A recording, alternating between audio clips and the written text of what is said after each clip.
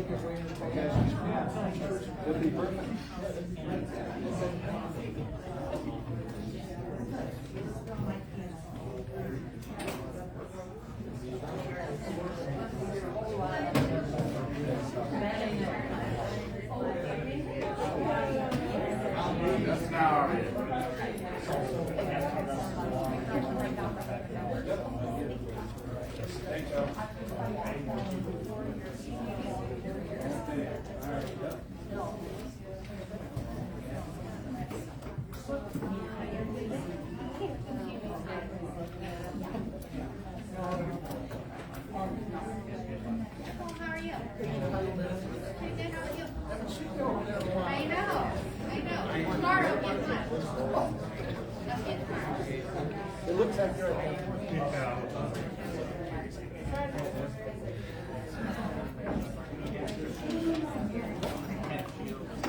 Look at that face.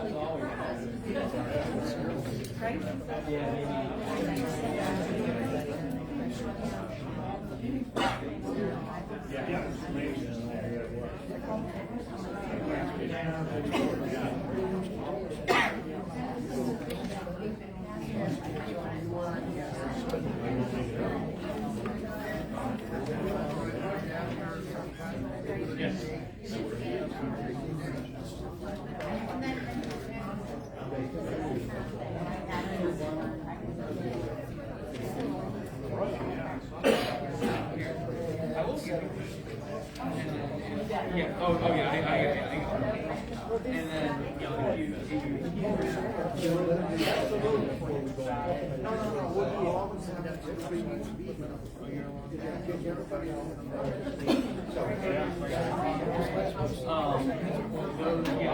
So those are all of the routes right there.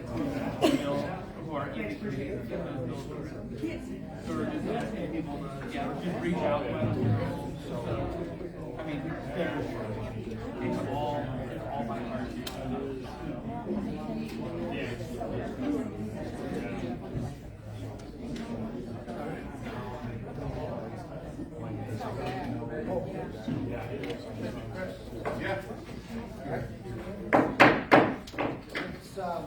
March 24th, 2026, 6 p.m. Would you please stand for the Pledge of Allegiance? I pledge allegiance to the flag of the United States of America and to the republic for which it stands, one nation, under God, indivisible, with liberty and justice for all.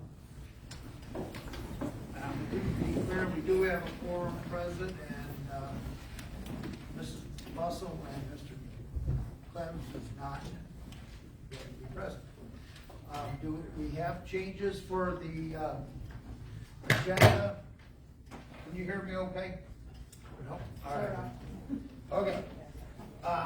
For at 7A, the hiring committee recommendations.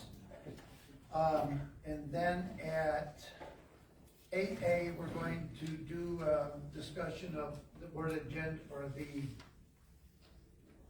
ordinance is for the data center, what progress we're on.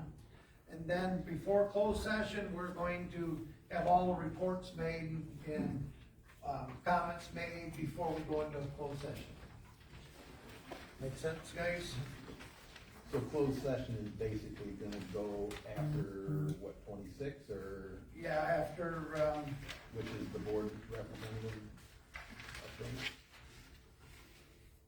right, or 24, we can start, yeah. Yeah, whichever way. So 24, coordinate. put it at 24, yes.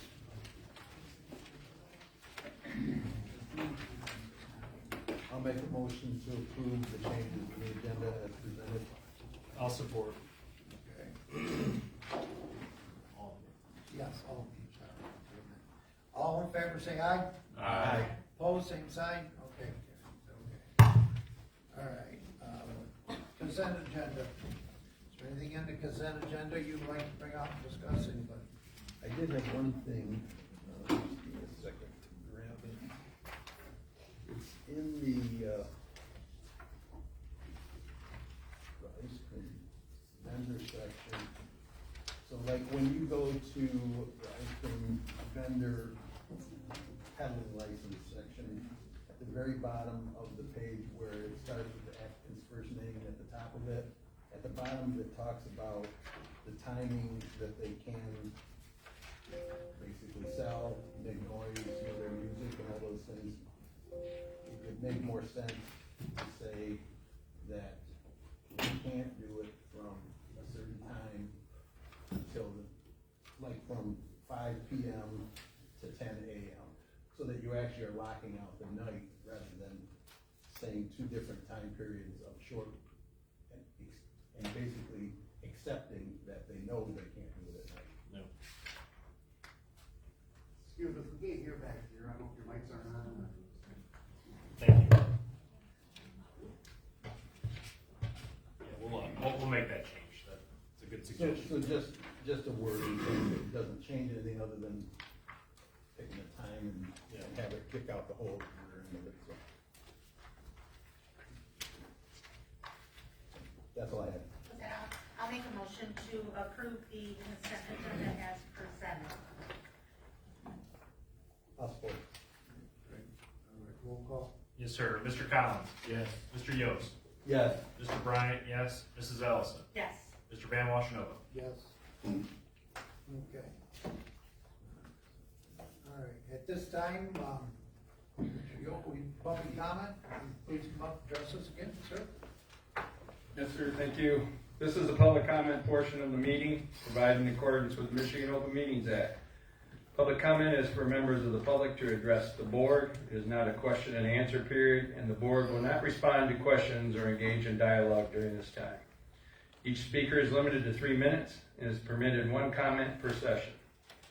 If you have a question or are requesting information, please provide your name and contact information, and appropriate staff will follow up outside of this meeting. Comments must be directed to the board as a whole and must be respectful and orderly. Thanks, sir. Thank you.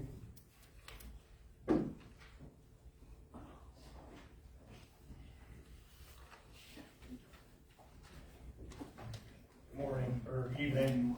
My name is Paul Nagorski. I'm a Frenchtown resident. Ladies and gentlemen of the board, I come before you with great concern of the best petition. I have been reading the FOIAs and requested FOIAs that were requested from DTE in reference to the best petition. I have voted in Michigan for 39 years and in Frenchtown for 12 years.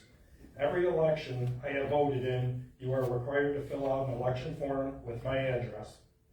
The election workers ask for my ID and check for verification. That the form matches my driver's license. My address is 5100 Point of Hope, Newport, Michigan. This is my voting address. Therefore, the best petitions I signed as the petitioner have my voting address, and these petitions should be validated. If I were to put Frenchtown address on a form, it would not be correct because it does not match my license. I have never received a piece of mail that has Frenchtown as my address, only Newport. Also, a Frenchtown Township address is 2744 Vivian Road, Monroe, Michigan. If these petitions are not validated, you are violating my constitutional right under the First Amendment that I have the right to petition my government for redress of grievances. My constitutional rights to petition my local government will not be violated by a third party, in this case, DTE. We, the people of this great town, will not have our rights violated by DTE or anyone else.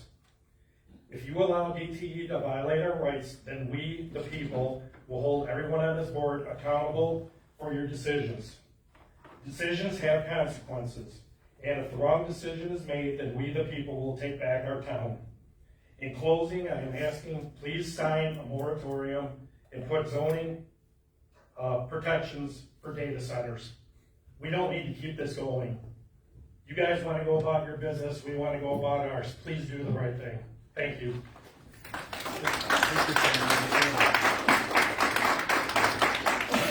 Before the next speaker comes up, I'd like to address the status of the best petitions, because I think that will be a popular topic tonight. If that's all right with you, Chris, I don't really cut.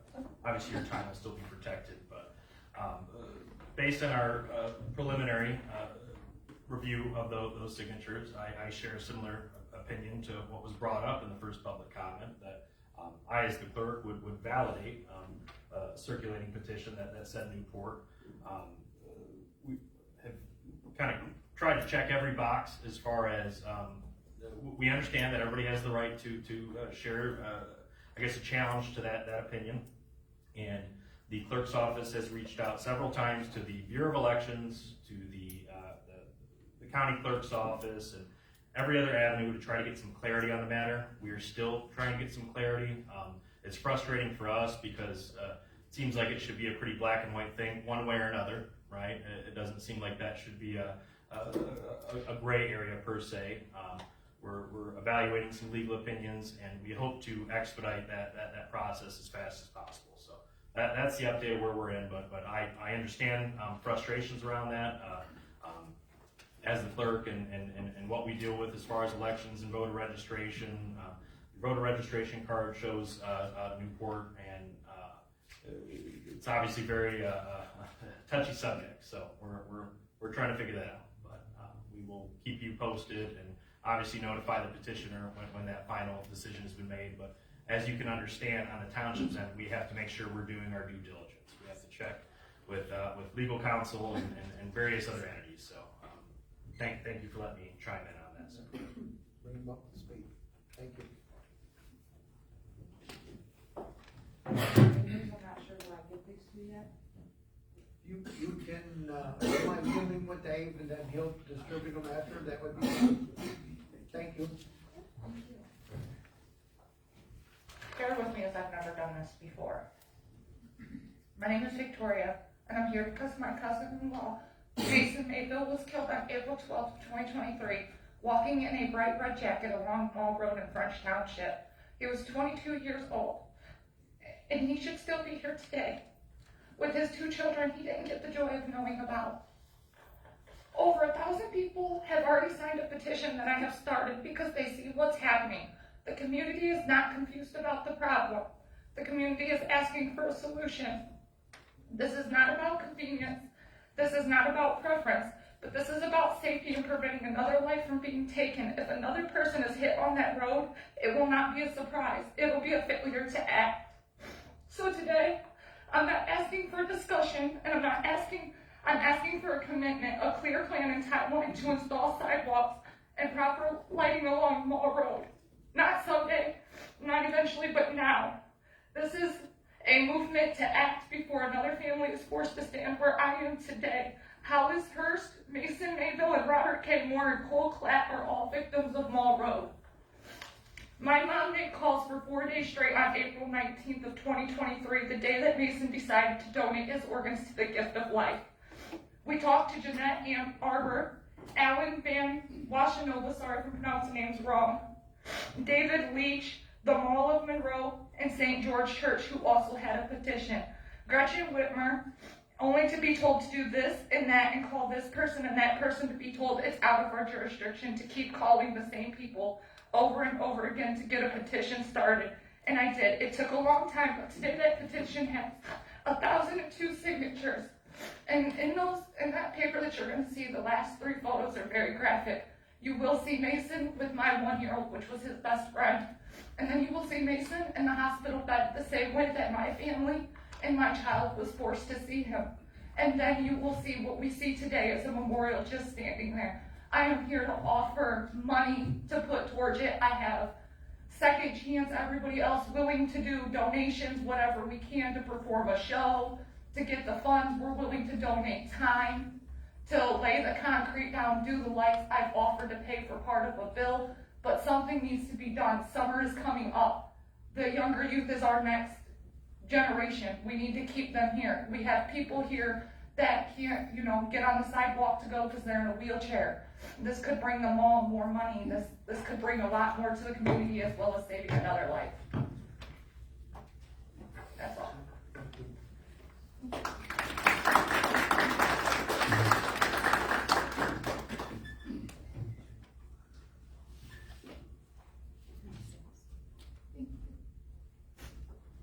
Shona Farley from Woodland Beach, and today, I know I've been telling you guys my story. I thought maybe I'd tell you in pictures. This is 1500 Sunset Boulevard.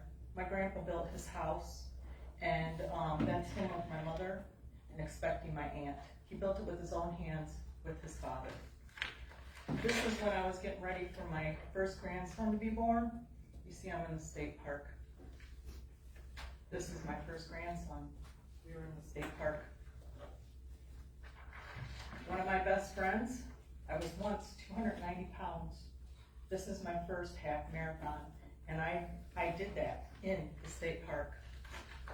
This is the wetlands. This is what a wetland looks like, and here's the lotus. The lotus stands for, out of the mud, we rise to beauty.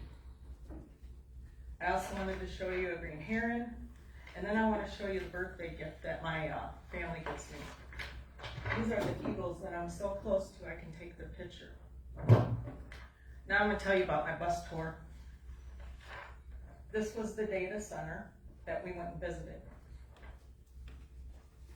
This is the back part of the data center that we visited.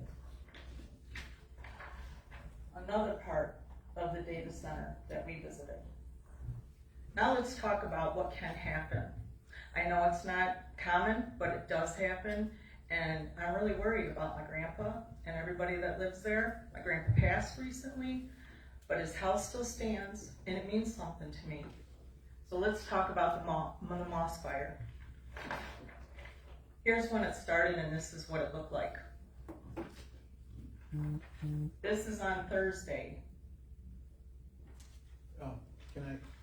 What did you call it? A what kind of fire? It's a moss fire. That is the place where it was. Okay. We all know where there's smoke, there's usually fire. They had to let this burn. They weren't prepared. Not really anybody's prepared. There's not much you can do but watch them burn. And here we go. I'm looking at this and I'm asking myself, are we worth this? Are you going to tell me that that state park is too far enough for this? And are you going to tell me that the 1,500 residents that they had to evacuate is worth it? Here's some more. This is what they had to just watch burn. And they finally were able to tell them Friday. I'm happy to announce at this point that most of the fire is out. We have very little active fire, very little products combusting, being released into the atmosphere.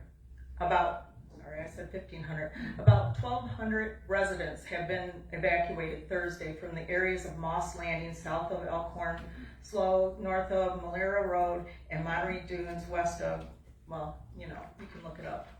But that's me, and that's why I'm here, and I just wanted to give a little piece of why I keep coming. Thank you.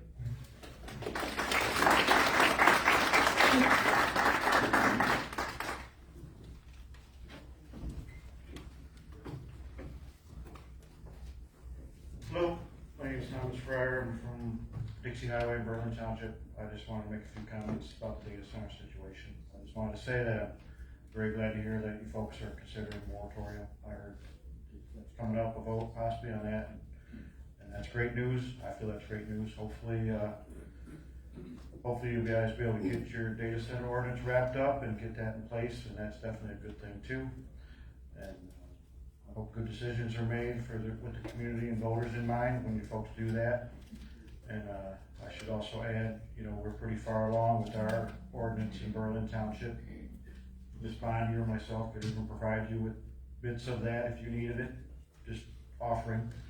And also for the board and for anybody here, if anybody wanted to see a data center in the middle of its development, down toward Bowling Green, Ohio, just north of Bowling Green, there's a major 200-acre plus development going on right now.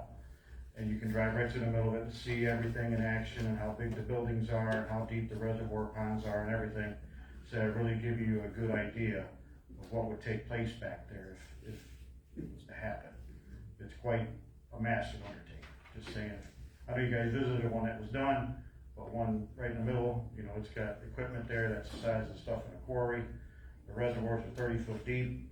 Can't quite get clarification why that's so. It seems like pretty deep for just stormwater, but hey. And then I know you folks, if you don't do the data center thing, you've always been asking for ideas. I have a few. I'm sure all of us got a lot of ideas, but I thought perhaps a service drive could be built there like Mr. Yule and his crew did when they were in Dundee. That's a very successful area. My son lives out there. I spent a lot of time there.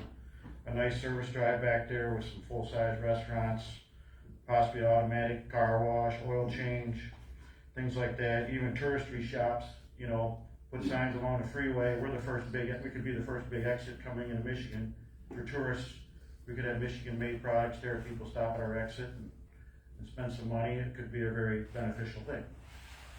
And then perhaps a road closer to the state park. Some condos could be built, perhaps some houses, but we don't have a condo area really out here for the older folks who are, if they want to downsize as they get older, they really don't have any place to live out toward the beach area on Dixie there. Condos might be a thought, just throwing it out there. And I know not everybody's a fan of Sheetz, but there are Sheetz gas stations. Believe it or not, most of them are gas stations. They're not all truck stops. Just a thought. Since Circle K closed, maybe Sheetz could replace the Circle K. I don't know. Just an idea. And that's all I have to say. Just some thoughts for you folks. Thank you for your time.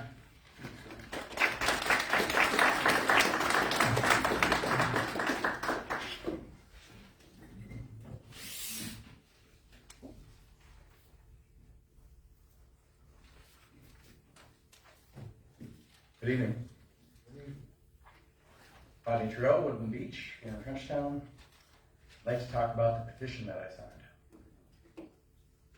First, I'd like to, as I've learned, point out that the format for the petition was provided by the clerk's office.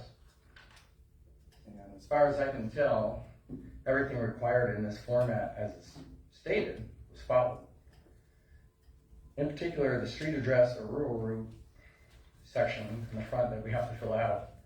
A rural route is a mail delivery route. And the street address is the street address printed on everybody's license. And honestly, what you say it is, because that's how you collect taxes from me.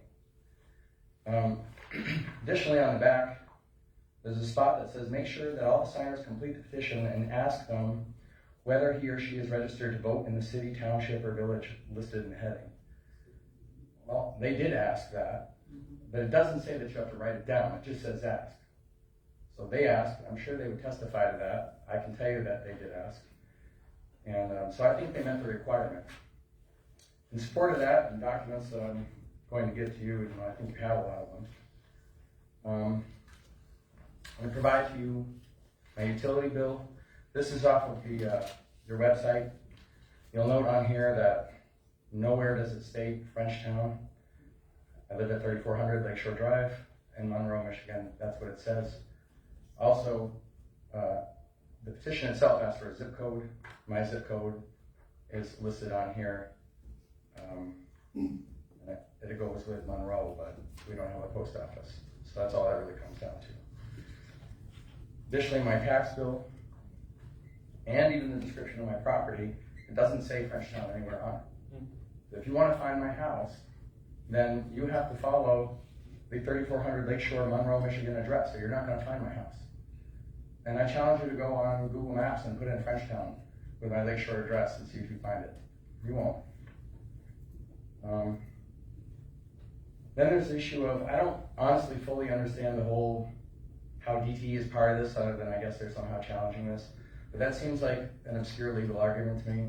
That's probably not best served at the board level. That's probably best served in a court somewhere. And so I would say, I would implore you to push it there instead of making the decision for them, because you represent us. And obviously, a number of people that you personally can verify live where we say we live, because you have all of our records, and that's how you identify our addresses. It can be proven that that's where we live. And finally, I would say, I don't think DTE has any standing to even make a challenge to this anyways, because they have no, is there some battery farm they're looking to build that they need this to pass for? Because as far as I'm aware, there's not. And so I'm going to provide you with a copy of the Michigan standard for legal standing, that they would even have to challenge it, even in court.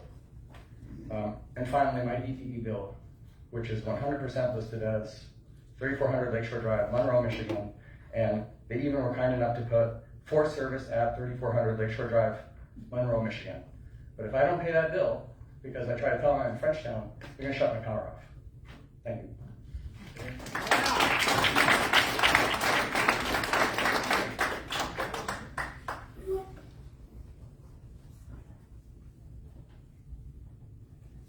Hi, Kim Jarmo. First of all, we begged, we've emailed, we begged some more, and we paid for all these nice TVs and the cameras, and you zoom people in when you want to zoom people in. Why won't you turn on the Zoom? Will somebody today please answer us as to why? I've emailed asking you. I need an answer, because we want to know why.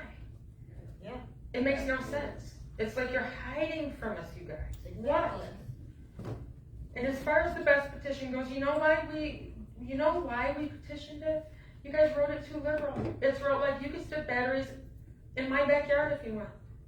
I mean, really? I mean, it's like you wrote it so they could stick them anywhere. Did you see the fires? I have a friend that lives by that. All those chemicals went into the air. We're going to find out 5 years from now who's got cancer from it. It's bad. We don't want that. The citizens have a say-so, and we don't want that. If you would have wrote it as DTE property only by Fermi, it might have been different, but you didn't. You wrote it like they could stick them in the playground. We don't want that. And we do live in Monroe or Newport. That's where we live. I didn't bring my bills, but let me tell you, that's where they come. They don't come to Frenchtown anything. Years ago, when I lived in Newport, I questioned why, if I'm in Frenchtown, and when I went to vote is when I questioned. If I live in Frenchtown, then why does my address say Newport? And they said, it's just the way it is. So if you have accepted it like that all of these years, you better accept it now. It's always been accepted that way. It's no different now. That's all I got to say. I'm just shocked that you guys would even consider letting DTE impede on us by some little case law that they've thrown in front of you, one little tiny one, where the people weren't even represented by attorneys. Do you really think we're going to sit down and take it like that? No. It is not okay to impede on citizens' rights. And that's exactly what DTE is doing. Don't allow them. That's exactly what they're trying to do. Thanks.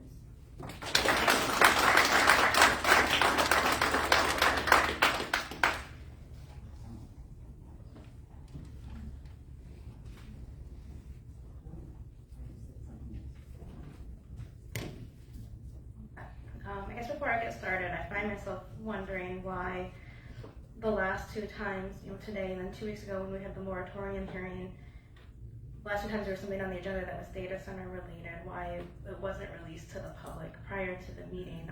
Obviously this is a subject that people are really passionate about in the township, and I think people would like the opportunity to be here for meetings when that's discussed.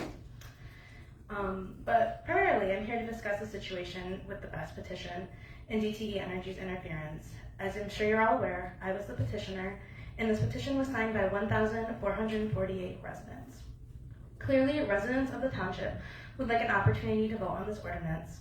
This month, I found out, not from the clerk's office, but from another community member, that the clerk's office had, in fact, determined that there was a valid number of signatures for the petition, but that DTE Energy had sent you a legal opinion letter challenging the validity of this petition, which left the status of the petition in limbo. That same week, I had emailed the clerk's office about the status of the petition and did not receive a response back. The case that DTE is citing is flawed. The plaintiff did not even hire an attorney, and they failed to preserve several arguments for appeal. I'm very disappointed that the clerk's office is considering throwing out the signatures for our battery energy storage system simply because people use the address that's on our state-issued IDs, voter registration card, and even mail from the township while circulating the petition. These signatures represent the will of your constituents, and it would be an egregious breach of trust in your position to throw out signatures due to interference from DTE. What is the purpose of the circulator area on the petition sheet? It is to certify that the circulator is qualified to circulate it, that they witnessed all the signatures on the sheet, and that to the best of their knowledge that the signers were qualified to sign it. You can clearly identify who I am if I write Monroe instead of Frenchtown. If I tried to tell the township or DTE Energy that I didn't have to pay my water bill or my electric bill because it said Monroe instead of Frenchtown, they would laugh in my face. Let's not abandon common sense for the sake of strict compliance. You still have the opportunity and the ability to do the right thing. Certify the petition and let the constituents vote on the ordinance. If DTE Energy wants to challenge it, let them. If they want to campaign against it, let them. You have an obligation to the residents of Frenchtown to empower them so that their voices can be heard. DTE does not care about election law or the rights of your residents. They simply care about their bottom line.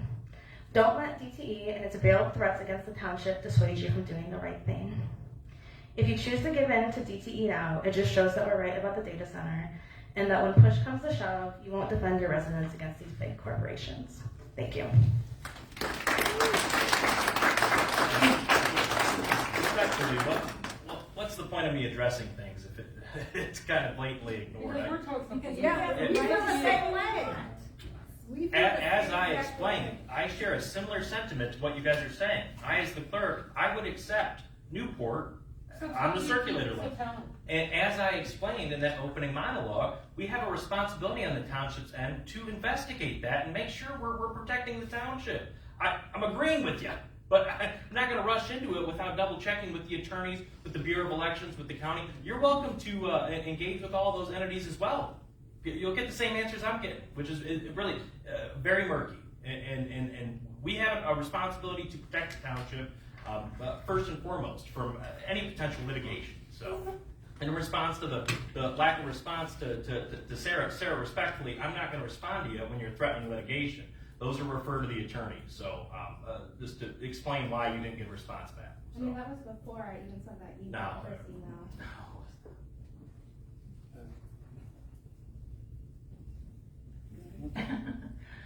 All right, Patricia Klein, Frenchtown Township, Resort District area in Monroe, 48162.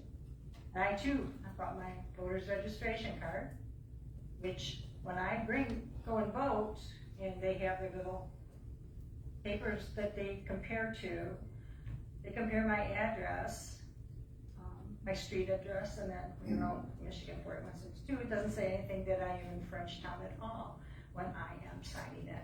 When I get my absentee ballot in Monroe, it says Monroe, Michigan on it. It doesn't say anything about Frenchtown on it, except that I am voting at the Frenchtown precinct, but it comes to Monroe, Michigan. This is my tax bill, Monroe. The residence, Monroe.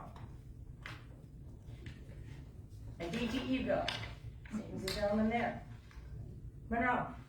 It doesn't say anything about Frenchtown on it, but it is my house, which is in Frenchtown.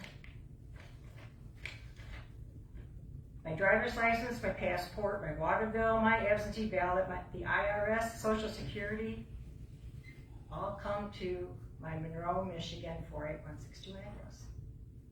Frenchtown is never on that address, ever.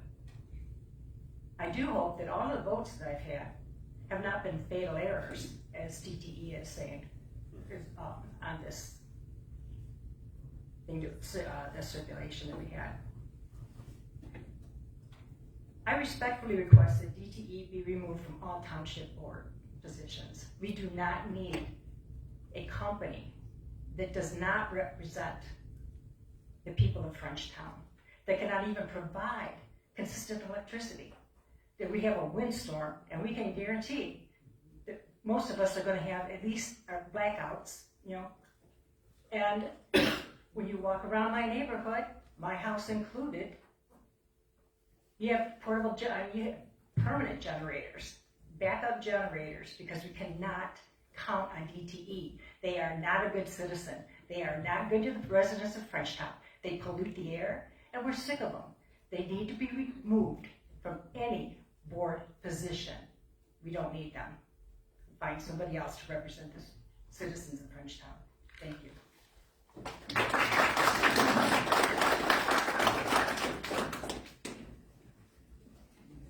I know I already came up once, this is a real quick. We came up the second time. Real quick, this is a safety issue. This is a At safety. the end of the meeting, We have another public hearing. we have another public meeting at the end of the meeting. I have to leave, but this is a real quick safety issue. I talked to Dave Ola on this, and with all due respect. There's a big hole in DTE's Fermi fence.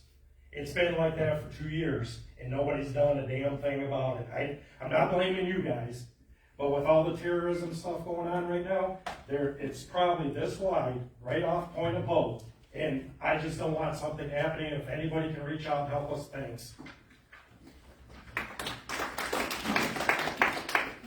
The front gates are wide open, the hole is irrelevant. The front gates are wide open.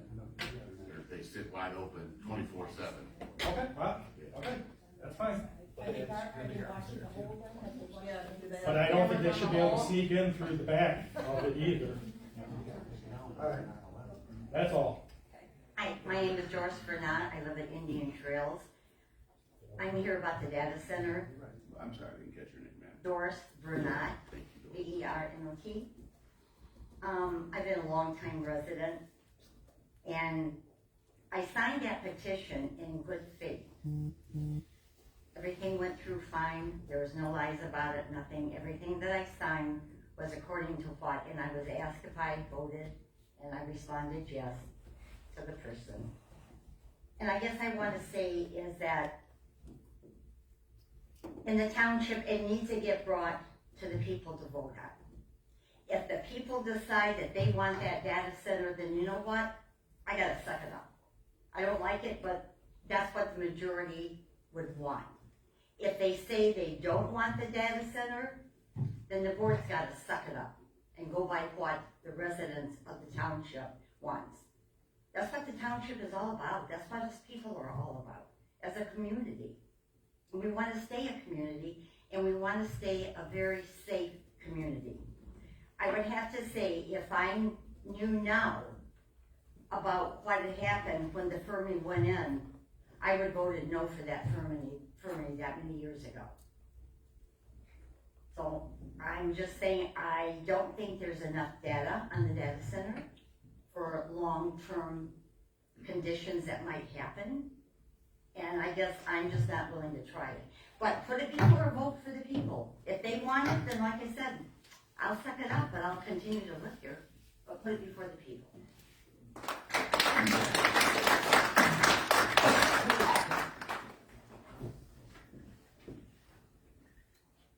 Hi, my name is Savannah. I'm from Frenchtown.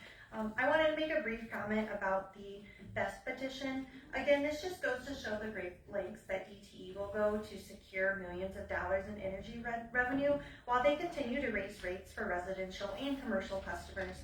A 4.6% rate hike was just approved in March, with another plan to increase in late April. This, of course, comes after DTE was fined $100 million in February over emissions at the Coke battery plant. Michigan ranks among the top 15% for highest utility bills. We deserve protection from this, and we clearly aren't getting it on a state level. I'm hoping that the ordinances drafted for data centers will address this concern. I also wanted to say 6 months I feel is not enough time for a moratorium, but I do think it's a good start, and I appreciate you guys looking into that. But I feel as if a year would give us more time to allow options for other potential investors, as well, of course, to make sure we have the correct protections in place in the ordinances.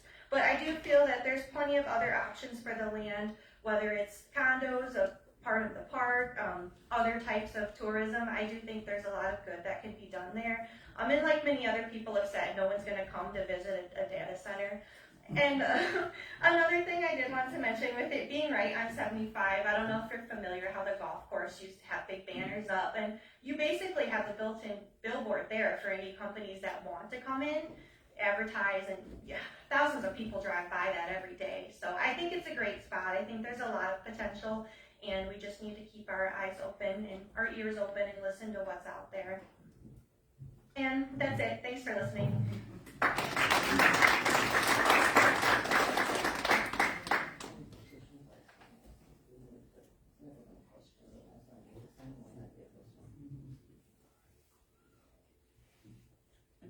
Good evening, John Rising, live on Sunset.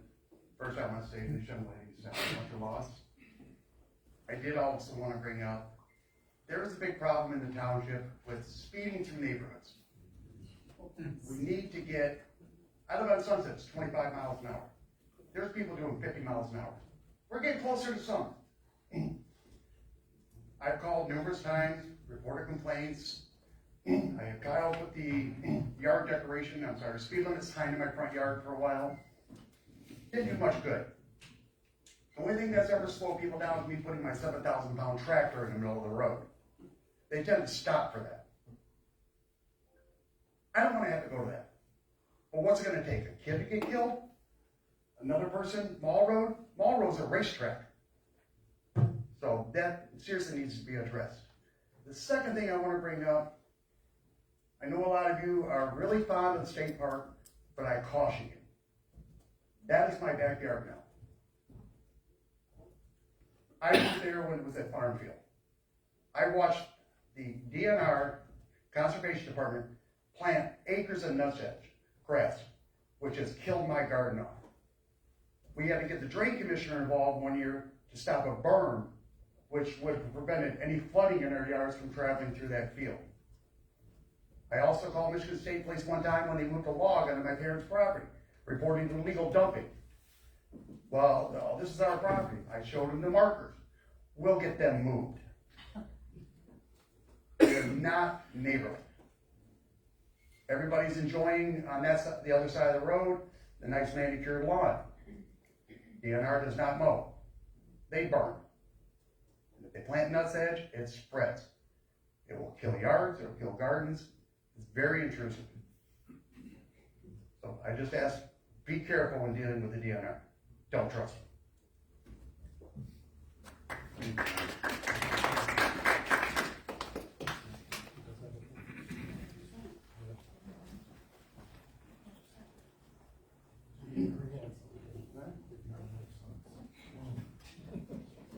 Hi, my name's Tony. I'm from 5035 Capitol Drive over in Okemos.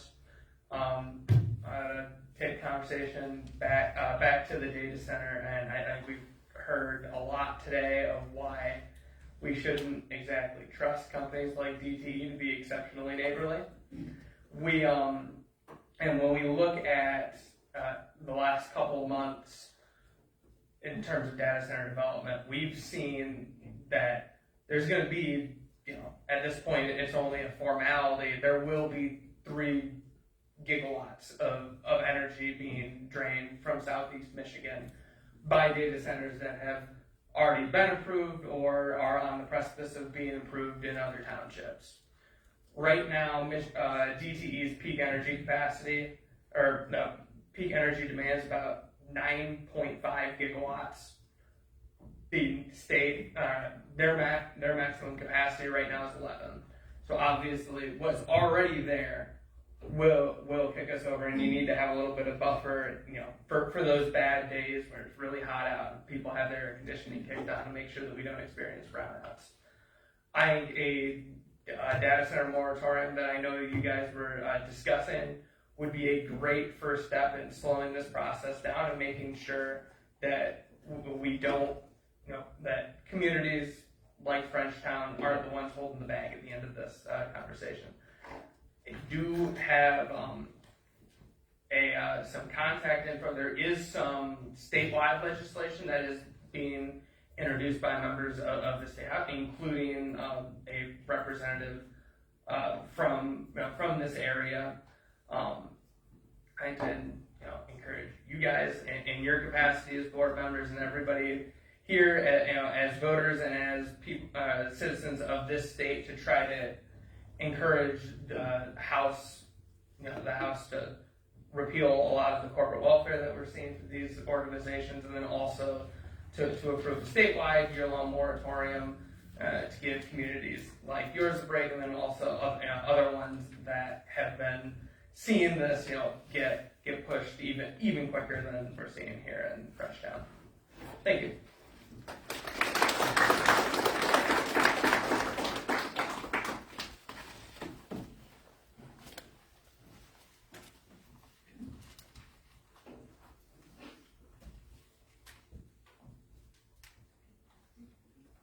Maria Gonzalez, Indian Trails.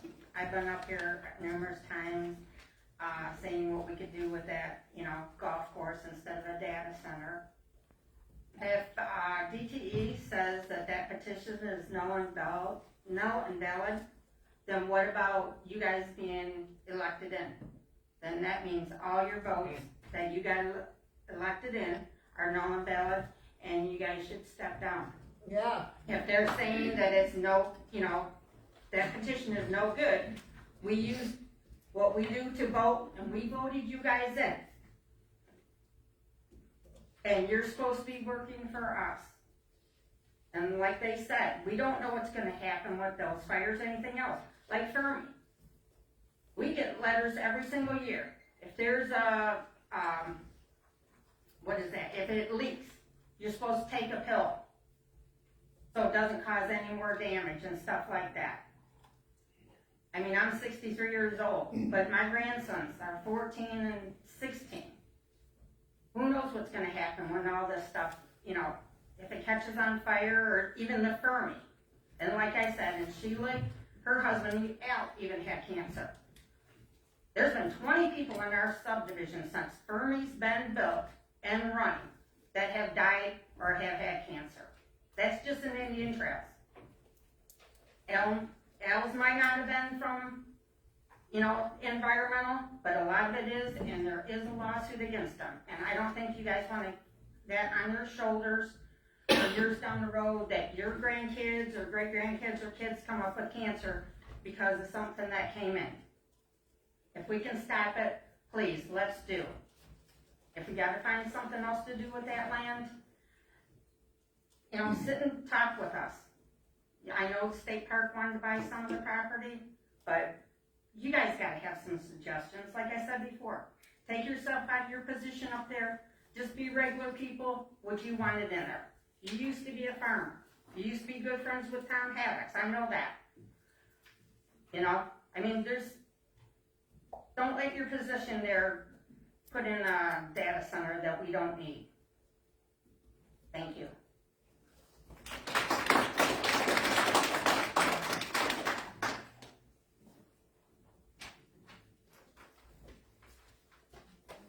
Good evening. I'm going to use my real name, Jill Lynn Kovaleski-Shinovar. I'm going to throw it out a little bit. I was at Berlin last night. Amazing. The board members, amazing. They actually look at you when you're speaking. I really gave them credit for that. 9 months, they extended their moratorium till November. The date wasn't, calendar date wasn't said because they had to look it up. I beg you guys to do a year moratorium. I'm exhausted. You're exhausted. I'd like to go see my daughter that lives in Nashville, but I come to these meetings instead, and I stay around to help. I was a petitioner. I was at every weekend collecting signatures. 30 below zero for 2 days. I still got out of my car The residents did not get out of their car. I walked to them.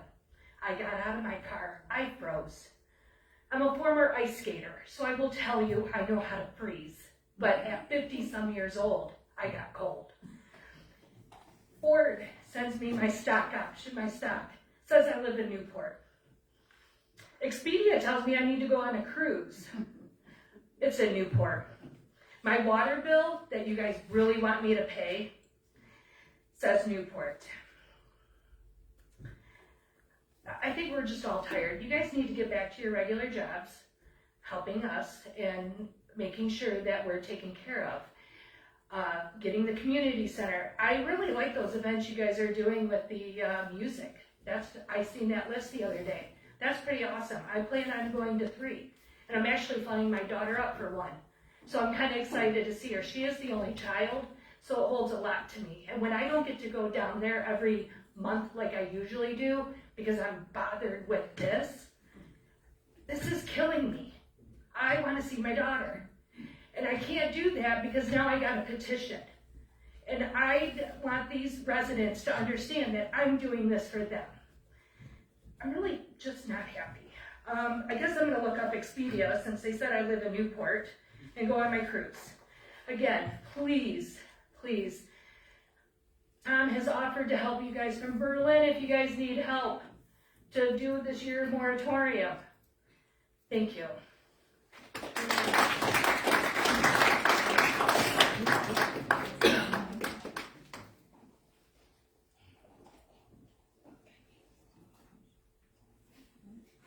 Hello, Sam from Monroe, up here probably about the 10th time now. I feel the same way everyone else does. I appreciate Chris, the additional information that gave me a little bit of hope. I want you to know that. I spoke to you, I'm not gonna say just briefly, that gave me a little bit of hope. And I am hoping right now that we can get that moratorium, that whatever that it takes to let us citizens know that we're not getting the data center, we're gonna fight like hell to stop it. That's what we just want from you all. We want the same passion trying to stop this data center as what we've been doing. And yes, I was one of those petitioners too out in that cold, and I froze my butt off, and I don't want to ever do that again. I'm begging y'all just to give us something that we can turn around, we can trust you all. Thank you.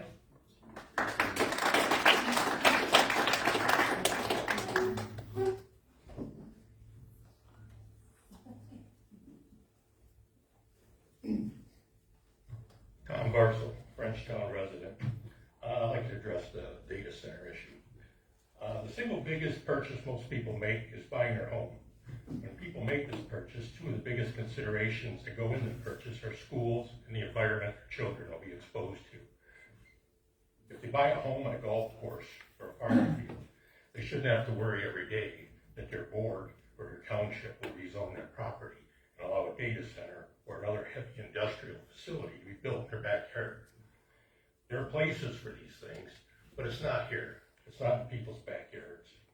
After one of our township meetings, I had a discussion with our supervisor, Al. He had told me that after the construction of the Meyer facility behind his property, his quote, it had ruined his life. I can sympathize with Al, and I agree it probably has. My question is, why would we consider doing the same thing to more residents of Frenchtown? Thank you. Well, I think it's Thank you, sir.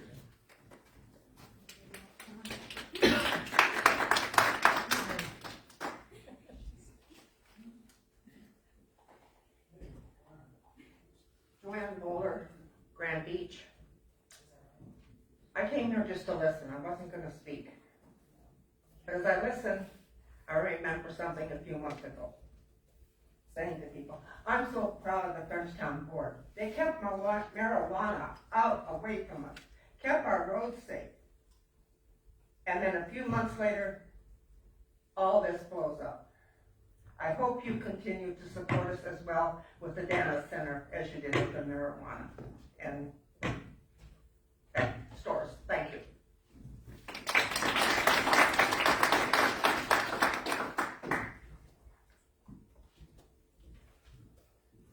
Does anybody else like to address us at this time? Seeing none, okay. We're gonna move on to our next item, is the 7A, which is a recommendation from the hiring committee, and which one is ready? You want to go ahead?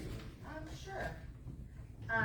We interviewed 3 applicants last week, and the hiring committee is making the recommendation to hire one of them.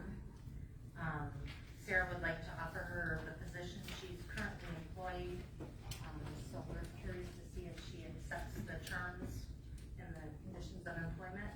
And we would just like board approval for Sarah to reach out to her and offer her the position.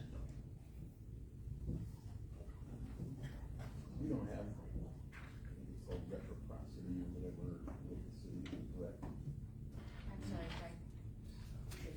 Can you speak up? Yeah. Do we have it? No. Okay, I just wanted to be sure that. The rate is beginning rate, yes? It's the 1-year rate. She does have municipal Okay. experience. Comes with, not. Yes. Yes, she does. Okay. We had a fair amount of people, just out of curiosity. I think they use the same applicants for the DPW recent hire, where they did get quite a few. Okay. Right. Yeah, it's really nice to get somebody who understands the therefore the handouts. Couldn't agree more. Okay, so you wanna just, Yeah, if there's no other discussion, I would make a motion that we allow our HR director to reach out to the applicant and offer her the position in the building department. I'll support that. alright. Sir? Mr. Van Washenova. Yes. Mrs. Ellison. Yes. Mr. Bryant, yes. Mr. Collins. Yes. Mr. Yost. Yes. Okay, our next agenda item up is the, normal annual review or renew of the 7 o'clock duals, Lord, can't talk today, sorry. Tongue tied. The SEMPAC dues for 2026 are due. And we just need any discussion or a motion to allow us to move ahead and pay our annual dues. They do a lot for us, SEMPAC does. They're Southeast Council Government of Michigan, if you guys don't know. We could reach out to them, they bring people to us. They take stuff from the whole, this corner of the state, and I went there a lot of times, just, there's a wealth of knowledge. We don't have to learn the hard way, so it's a very good asset for us to be involved with SEMPAC. So. How do these dues compared to last year's? Are we in the same? $114 more. So not that. I'll make a motion that we proceed with the annual dues for an amount not to exceed $3,568. I'll start that. Roll call, please. Yes, sir. Mr. Collins. Yes. Mr. Yost. Yes. Mr. Bryant, yes. Mrs. Ellison. Yes. Mr. Van Washenova. Yes. All right.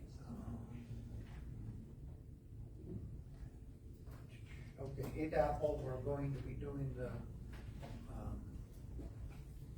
somewhat to bring us up to speed on the data centers.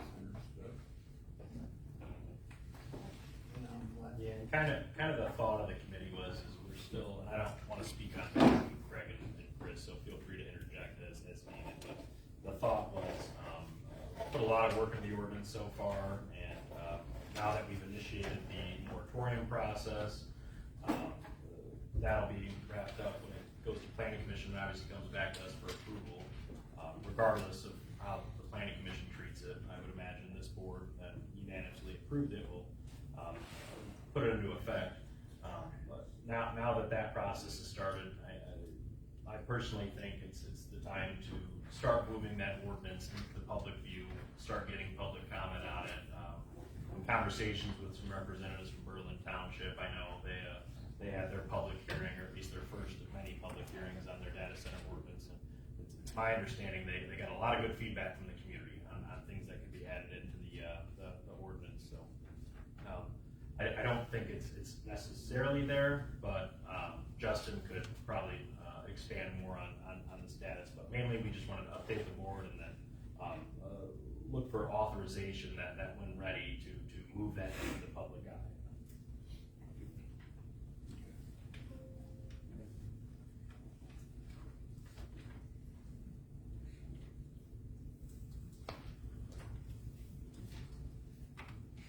Good evening. Justin Sprague, OHM Advisors, staff planning consultant to Frenchtown Township.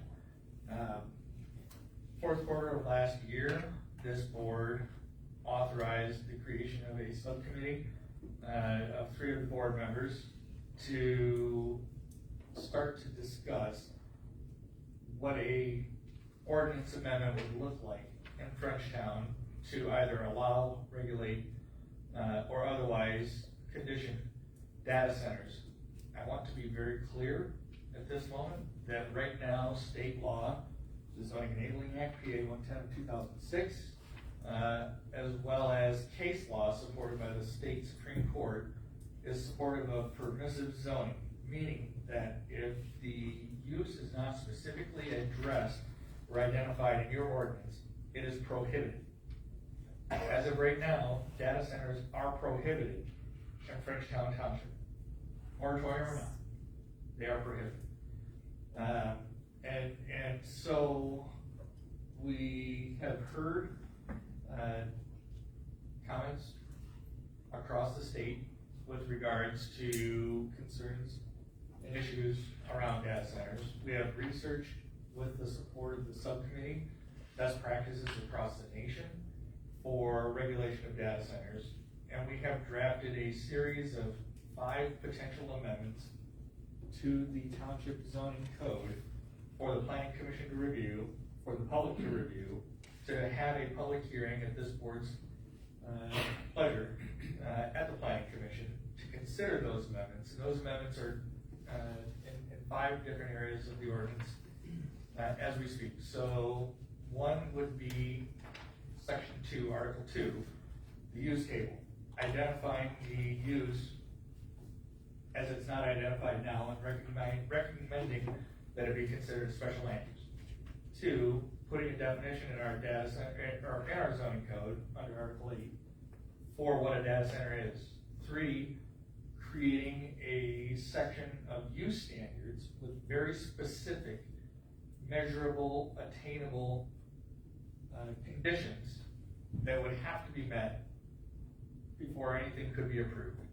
And that would be in section, or Article 4. We also have included a new chapter potentially under section 7, Article 7 of the ordinance, to address specific noise standards. And then we have made some general amendments to the planned unit development ordinance, most of which were corrective fixes, not necessarily related to data center, but needed to be amended anyways because one of the conditions of approval that we are proposing, should the Planning Commission and this board and the public weigh in on, is that not only would a data center need to only be located in a district that's already zoned industrial, but that it also has to be part of the planned unit development. So what we are asking for this evening is for this body to give the opportunity for the Planning Commission to review these, to vet it with the public, to vet it with the concerns and allow the public process to move forward. I also want to make sure and be clear again, as of right now, data centers are prohibited in Frenchtown Township. And that would not be considered a exclusionary, but at the end of the day, Public Act 110 of 2006, the Michigan Zoning Enabling Act, does not allow us to completely prohibit or exclude uses. If there is a demonstrated need for that use, then we have a process within the township that allows for applicants to request text amendments, map amendments, or other amendments, but we are not, under the state law, able to just say no. And so, given that, I did provide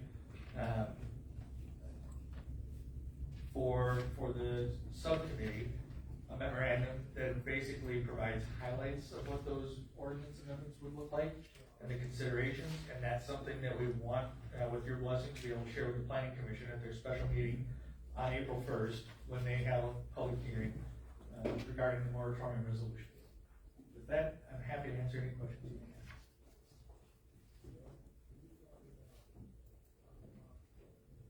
So you'll have it there, so we can talk it over on the 1st of April. The ordinance won't be there. No, the discussion. Our intent would be, if you authorize us to go to the planning commission, our intent would be to open the discussion at the April 1st special meeting. Hopefully, then at that time, request the planning commission set a public hearing for April 23rd, where the ordinance would be fully vetted and receive all of the public comment as required under the Zoning Enabling Act, Open Meetings Act, and so on. But we can't get to that public hearing until we give the planning commission the draft ordinances, and that comes as a recommendation from this body. And I think the committee has put a lot of work into it, and they've come up with a lot of good ideas, but and obviously our planners have as well, but we don't have all the ideas. So I think getting it in front of the public, I think we might turn up some stuff that we may not have come up with. And so start getting that feedback. I mean, this is going to be a very lengthy process. So I think it's important to get that public feedback as early as possible.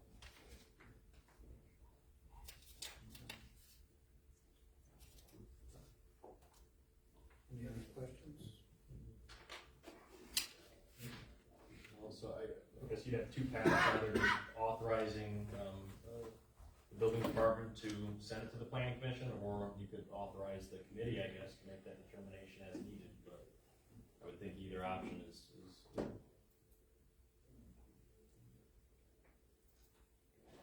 Yeah, I mean, it was sent to the subcommittee by the board, so I think either the board can take it out of subcommittee and forward it on to planning if you feel it's ready to go, or authorize the subcommittee to make that determination, just as you said.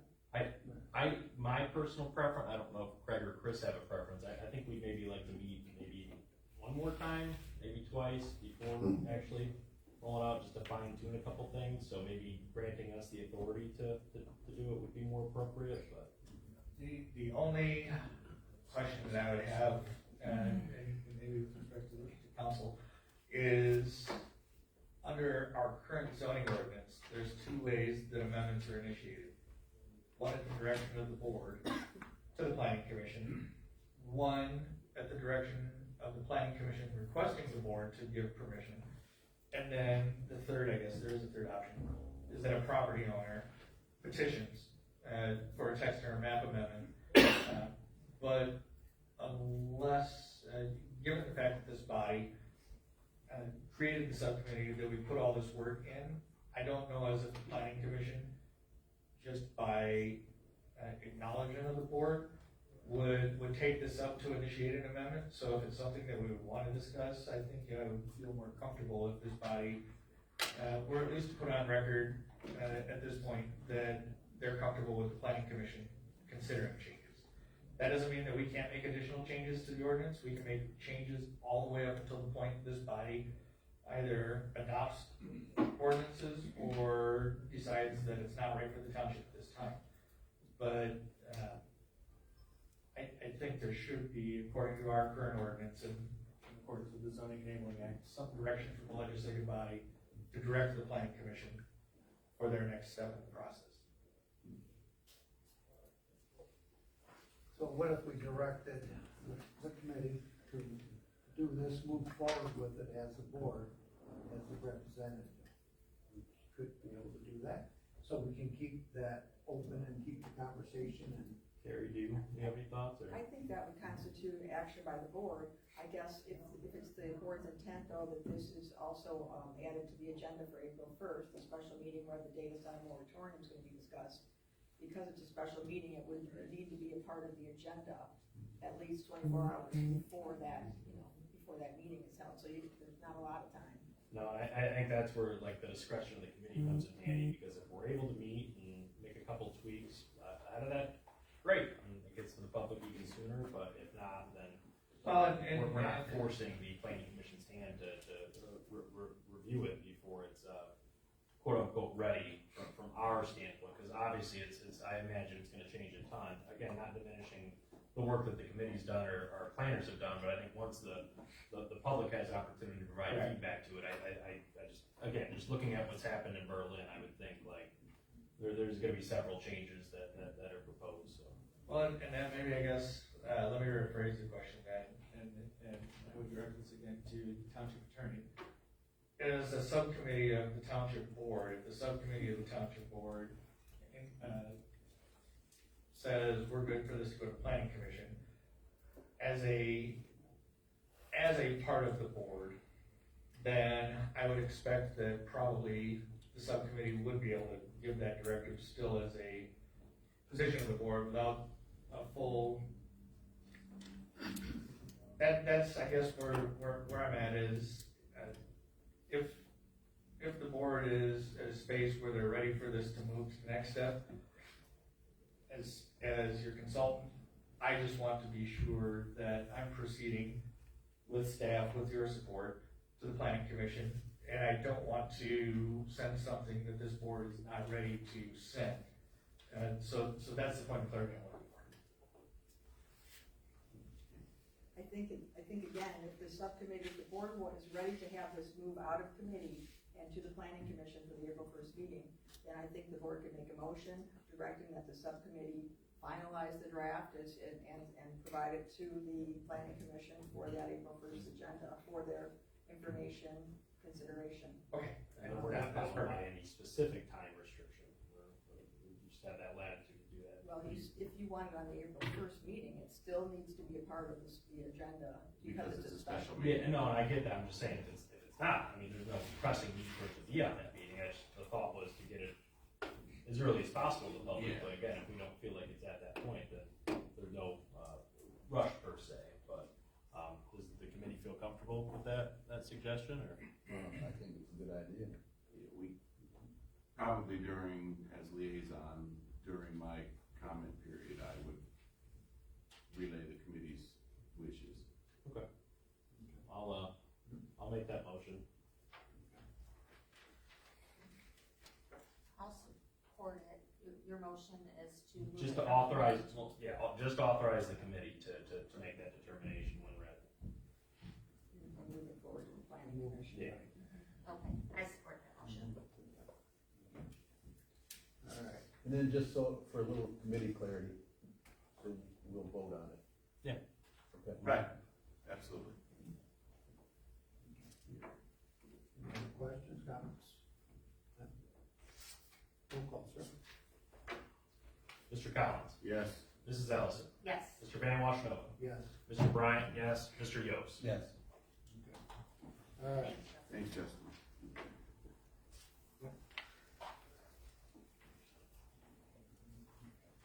The next discussion item up is for the pickleball courts for the township. Mr. Gary, you have all the stuff. I do. So I did some homework. You've all got a copy of that proposal that did they get it? Yeah. That east court, tennis court is in bad shape. Some of the surface is peeled way up on it, but, it looks like 4 courts will fit on that court, on that tennis court, leaves about 8 feet in between the courts. The quote in front of you is for, well, you can see how the quotes wrote out. There's some layers in there that they're gonna have to build back up because of matting pulling loose on it. It looks like, give you an idea of what it is, it looks like tar paper on a roof that's pulled up, and that was part of the surface, so they have to fill that back in. They're gonna level all the areas where there were nets before, and it'll lay out for 4 courts. Pretty close to what last year's was at Stewart Road. The only difference is this one's a little bigger. It's 120 feet long. There was conversation today about doing both tennis courts. This is just for 4 pickleball courts on 1 court. Can you hear me? Yeah. Questions? What's your feelings on doing 8 courts? I think they'd be busy. I noticed that I didn't realize it before when I was looking at it, but they're all lit up. So it'll be like Carnes Field. I think Carnes Field has 8 courts, and they're constantly full all the time. You have a question, Craig? Well, I guess that's what I was wondering is what our action is on our current tennis courts in regards to what our action will be if we go to. Oh, I mean, I don't see. I think people it's on the tennis surprised courts. you. Carnes courts, when it's playable weather, they're full all the time. There's people waiting to play on them. And our courts over on Stewart Road will get a lot of play, but they're not lit up. I understand that there's 3 days a week that the senior center next door has a league or a court, so they'll be playing on it at least 3 days a week. So 8 courts would probably be full most of the time, especially since it's lit up. You can play later at night when it's warmer. So your best guess, if we doubled it, we'd probably. If we doubled it, I think we can come under the number if we double it, not to exceed, and we'd have to get started on this pretty quick because their league starts, I think, the end of April or May. Is that right, Paul? And I think we can get it done by then if we jump on it pretty quick. So the lights really help us to get more play time in. Where I go down in Florida, there's probably 50 pickleball courts and they're full at night because people play when it's not hot out. So. But I mean, we'll have to have some timers on them because. Yeah, we will. When the lights go off, they'll just have to stop playing. Right. I mean, there are neighbors. No, you're right. Yeah. I'll make a motion that we approve up to double the estimate to do the full 8 on the court, converting to pickleballs. I'll support. This is the same company that did. Yeah. Mm-hmm. They were really good. We had some issues over there with some striping, and they came back and fixed it right away. So they were pretty good about it. Yes, sir. Mr. Yost? Yes. Mr. Bryant, yes. Mr. Van Washamilla? Yes. Mrs. Ellison? Yes. Mr. Collins? Yes. Okay, the next discussion item up is the senior citizens addition to the garage. Paul's gonna let me talk. I'll let him. All right. So he gave me 2 estimates, for adding on 2 bays onto this garage. I think everybody can see it right out the window. They have a high fan, and he's got some numbers. He gave them to me. Don't take offense, but they're not apples to apples. And I hope there was mention that you could possibly get an extension. I hope you can maybe get that. I would like to address this with a spec sheet for these, so both firms bid the same amount. Paul reached out to Kuzmano. They will hold their price from last year, which we would probably use as a base amount. I think it was $48,500. He has some grant money, and you can deal with that. I don't want to deal with that, but I would like to readdress this by coming up with a spec sheet like we did for Kiwanis, so we have the contractors bidding the same thing. We got 2 different thickness walls, different thickness concrete, different layers of block, so Jess knows all about that. So, he can speak on the grant portion of it, but I would like to come up with a spec sheet so we can bid apples to apples. Basically, what you wanna do is take it back, come up with a spec sheet, send the spec sheet out, have them We reproduce can do, everything we at that. can probably do it pretty bring it quick. back. We can probably do it pretty quick, so he can address the other side if you need to talk to him. All right? Thank you. Paul, while I have you, could, when's your next meeting for the Center for Active Adults? We don't call it seniors. That's right. When's your next meeting? Our next board meeting, it's not till third Thursday of April. Thank you, sir. I had some veteran stuff that. Oh, okay. Just by way of introduction, Paul Michelangelo, I'm the executive director over at the Frenchtown Center for Active Adults. We ended up going out, as Gary mentioned, we got the community center grant for the and one of the last pieces of the puzzle is the storage that we need, because we ended up acquiring part of the grant mobility challenged exercise equipment. Exercise equipment you can't put in the building because we don't have the space, because we have a storage room. So the intent is to use the storage room, once we have the storage building, to put the exercise equipment in. So currently we have about $70,000 in grant money that we can't spend because we're held up on storage. The state's been on me for the past couple months to get this money spent, because whatever we do, we have to have it in use by the end of June. So I know we're up against a big time crunch at this point, but the worst case scenario is we just lose the $70,000. And we've had people for about a year and a half now looking forward to the exercise equipment. Try to gear the activity center more towards the younger seniors, and it's working. I know you folks have probably noticed the days that this parking lot's filled up. They're actually coming over here and parking, and thanks for putting the sidewalks and redoing them on both sides of this building, because that's how they get over there. So we're growing a lot. We have a lot of people over there now. I think we're up to about 1,550 members. Not all of them attend, but a good portion of them do. And I think the last time I ended up running the numbers, probably 50% of those folks are from Frenchtown. So it's a good percentage of people that use the facility that are located right here in Frenchtown. So I know Gary's gonna do his best to try to get us that more comparable quotes, because all I did was, is when I put them out there, I said, hey, this is what we'd like as far as size. You're the contractor, you determine what you'd like to build. And that's all we did. So I understand the need for a inclusive spec sheet, which is great. But the other thing I can try to do is the state said, we might be able to get a couple month extension. So probably the most we'd be able to do is sometime in August.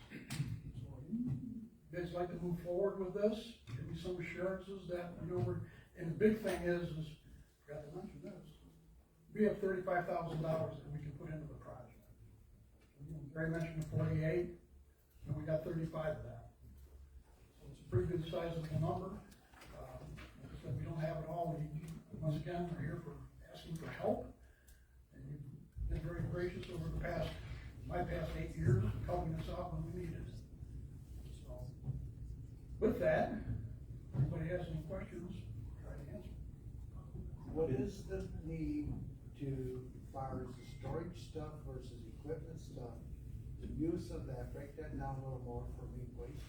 Now, if you move your stuff out of storage and move your exercise equipment in there, thus it turns it constituted that you're using the equipment by the needed date.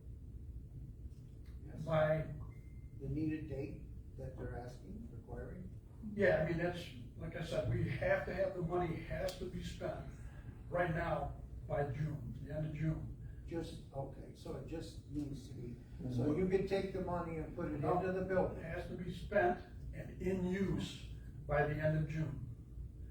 So if we have a storage facility, we have to be storing stuff in it by the end of June. But when I get with the state, hopefully they'll give us that 2-month extension. So it could be end of August. Does it make it go faster if you get the items moved in advance so you can move forward? I mean, I guess what I'm saying is a pod for temporary. I mean, this doesn't work for you? No, I asked them that, and they said, nope. They go, you committed to the storage facility, you have to have it up, and stuff has to be in it in order for it to be, for you to use that grant funding. I'll make a motion to authorize the expense of the difference between $35,000 and the final cost of the garage expansion. Do you wanna know what that is? Do you want the proposals to Well, come back? Or yeah, I was gonna add into my motion that the building official can make that determination for us.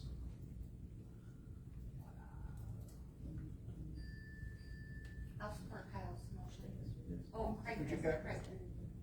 I mean, yeah, I guess we could require quotes to come back, but I just think that bogs down the process even further. I trust Erie's judgment to make sure that the work is. If you wanna use the one is the base. the one bid we have and just go off of that, it's, 48,560. It won't go above that. Oh, well, yeah, You want, include that in my motion as a ceiling for the. want to push it? No, I can do that. 48.5? Pardon? 48.50. Right. 48.6. Right, and then we're gonna pay the difference on what Paul Right. doesn't have available in Right. these. Okay. I'm for that. Okay. All right, great. Second it. All right. Roll call? Yes, sir. Mr. Collins? Yes. Mr. Yost? Yes. Mrs. Ellison? Yes. Mr. Bryant, yes. Mr. Van Washenova? Yes. All Once right. again, very appreciative of everything this board's done for us, and I know I make a lot of people over there happy, so. Well, we got one of the nicest ones when you go around, we are looked at. Thank you for making us happy. Good. Okay. Next discussion item up is the MDOT draft contract for sidewalk installation on Stewart, from whatever, Telegraph to Stewart. So, who knows any more about that? Cause I haven't seen this. Well, I guess I would know that, the correspondence from Mr. Rubley from MDOT basically suggests that this is a draft contract.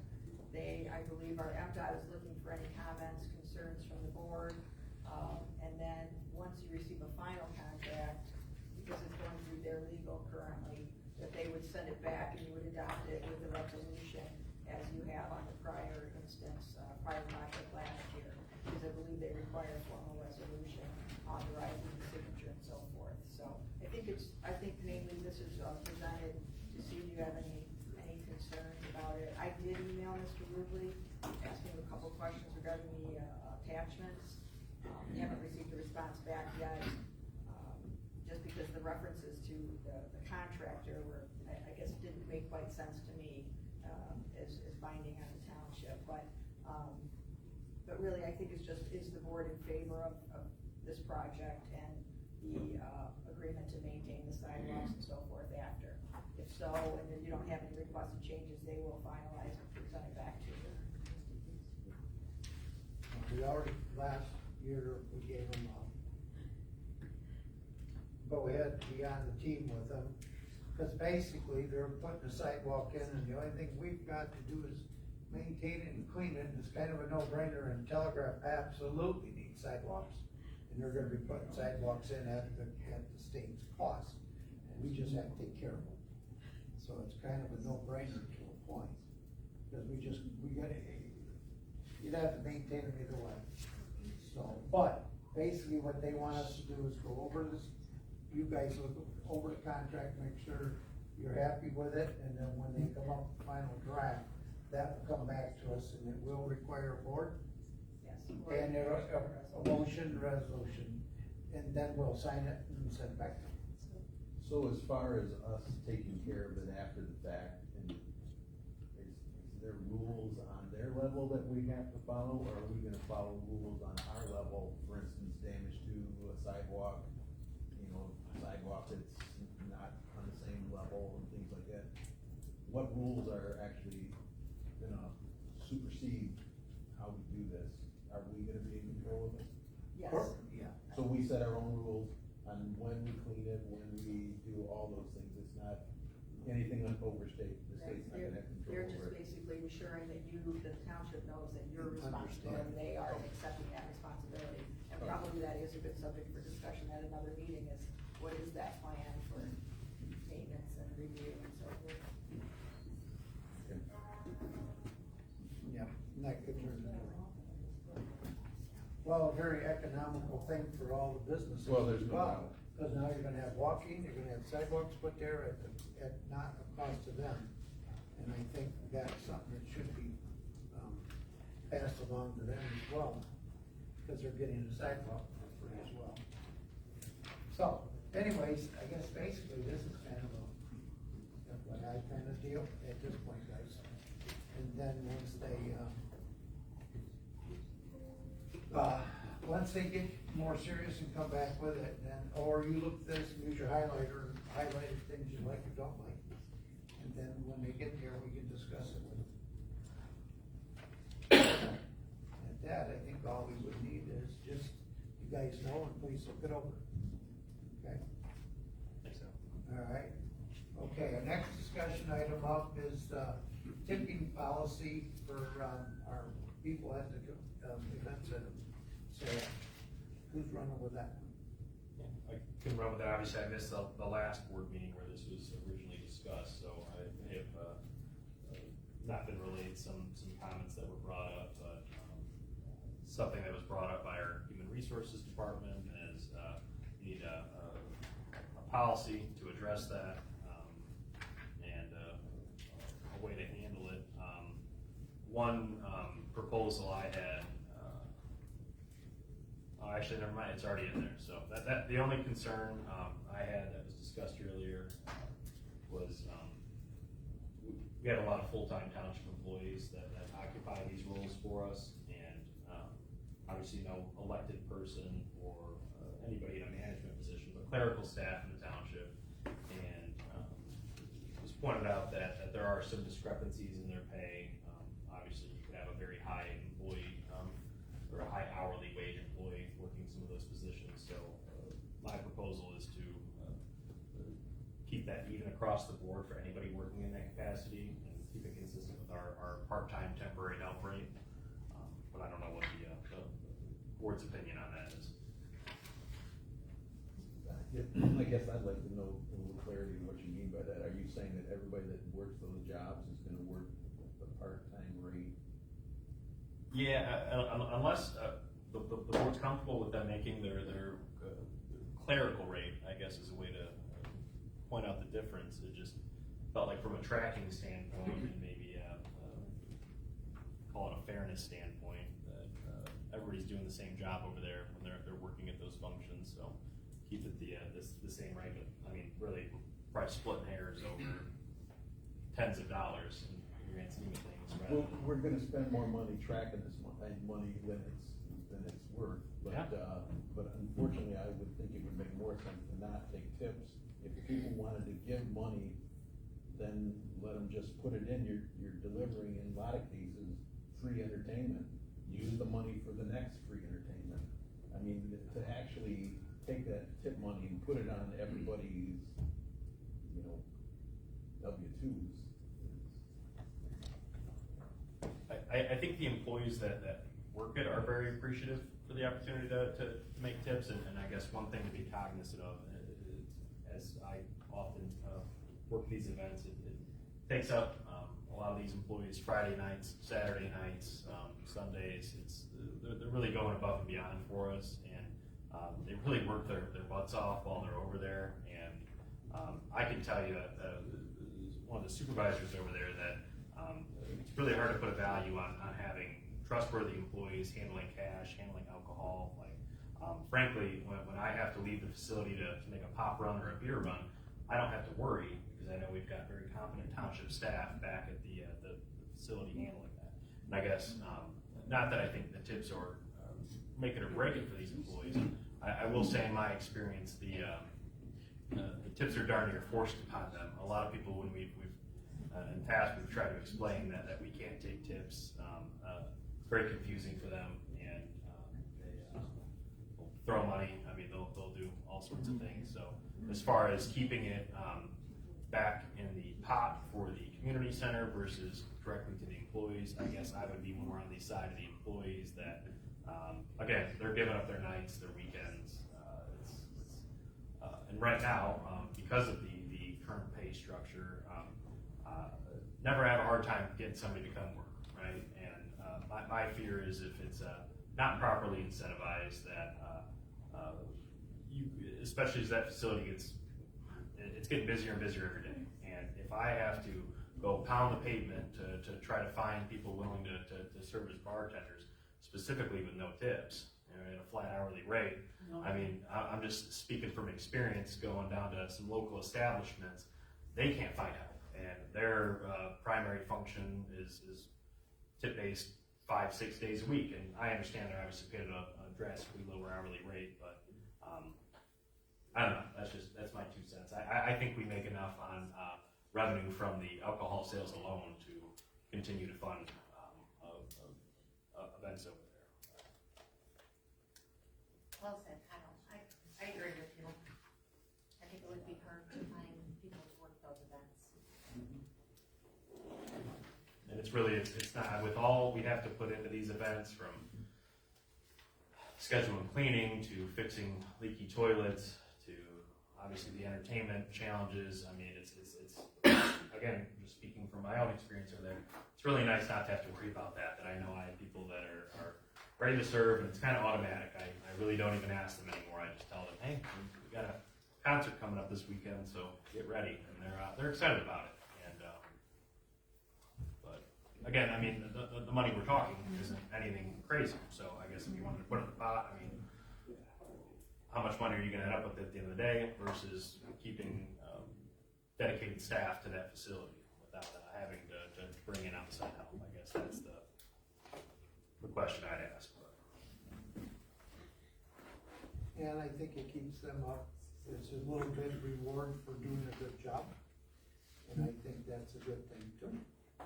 You know, I think the pot thing's a better idea. What do you think? You mean them collecting the tips, like, rather than going back to community service? Yeah.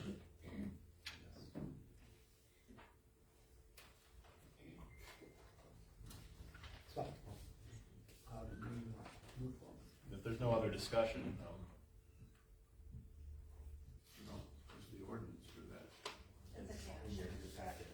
So, yeah, two different policies are attached, I believe. Tip dueling policy and then the tipped employee, classification.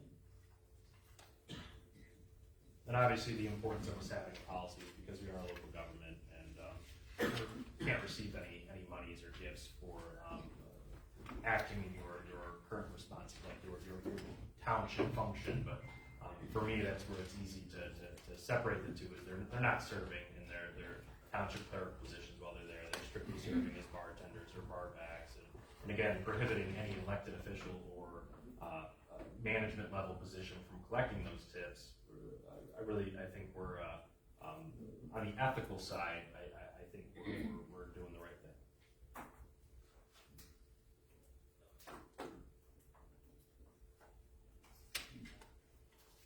Well, we need a motion and a Are second. you prepared to make the motion? Yeah, I'll make the motion to approve it as presented. And I'll support. Okay. Roll call, sir? Yes, sir. Mr. Van Washenova. Yes. Mrs. Ellison. Yes. Mr. Bryant, yes. Mr. Yost. No. Mr. Collins. No.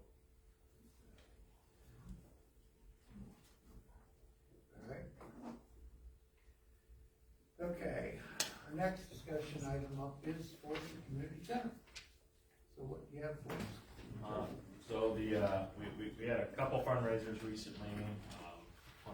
One over the weekend, it was a airport basketball fundraiser, and it was fun. It was very, very busy. Sold like 840 beers or something like that. And those Carlton boys sure can drink. So then Sunday we had our Easter party, which huge shout out to the fire chief and the fire department. They brought the ladder truck out to drop the eggs from the ladder for the egg hunt, and that went over very well. The kids really, we announced it with the siren going off, so that was very cool. The kids seemed to really like that. Bob Wright was up in the ladder, and he got some very cool pictures from the actual ladder truck. So very, very fun event. A lot more organized than last year, because obviously just as we keep getting better and better at this, it's the events are going to keep getting better. So yeah, went really good. Obviously got some notes of things we'll continue to improve on, but and Michigan, the Southeast Michigan Preferred Business Group, Michelle Schuler and Dave's Carpet Cleaning, they handled the egg hunt for us. They sponsored that part of the event, and they were a huge help in getting all that organized. So can't say enough positive about them, but they knocked it out of the park. So yeah, and other than that kind of concludes the community center report. I'll do a little add on to that. Yeah. Oh yeah. So thank you. we did cut cement there today for the changes that are going to be required for that plumbing out front. So and next week we'll likely excavate, plate it, and figure out what it's going to take to get it straight up. That's what's going on. Thank you for handling that, Greg.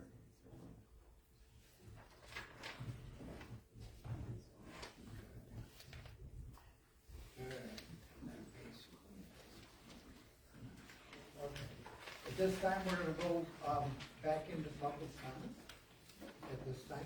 So if you wish to come up, address it, please.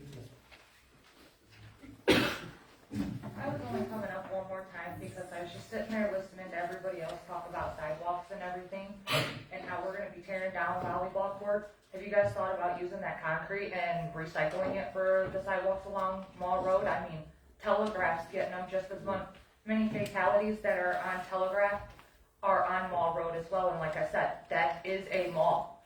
We are going to have children there this summer. They're gonna be going and watching this K-pop Demon Slayer thing is gonna continue out with more series. I mean, I don't know if any of you guys here have kids today. I don't know.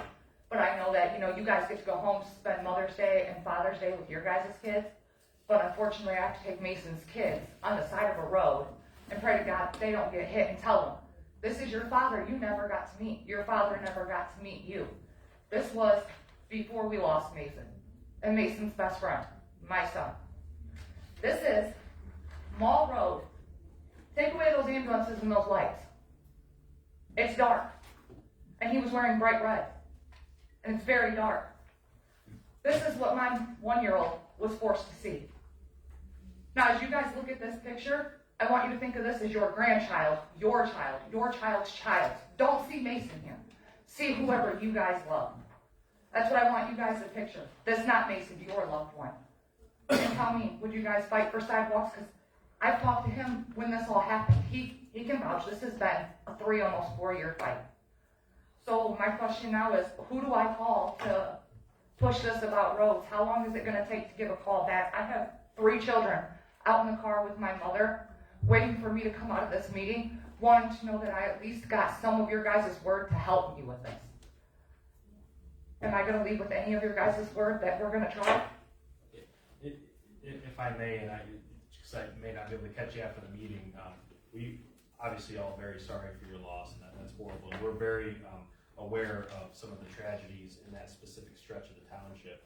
And to let you know that was, I think I can candidly say, that was a big motivating factor in the establishment of the Corridor Improvement Authority for Telegraph Road, specifically with sidewalks in mind. We have quotes for sidewalks on that stretch of Mall Road, and they're roughly $800,000 because. Okay, you guys talk about concerts. You guys talk about concerts. Okay, I work with Brian Durst. He's a promoter in Toledo, Ohio, out in Fostoria. We have brought in Second Chance, Little White. We just had Montana of 300. We've had T Grizzly.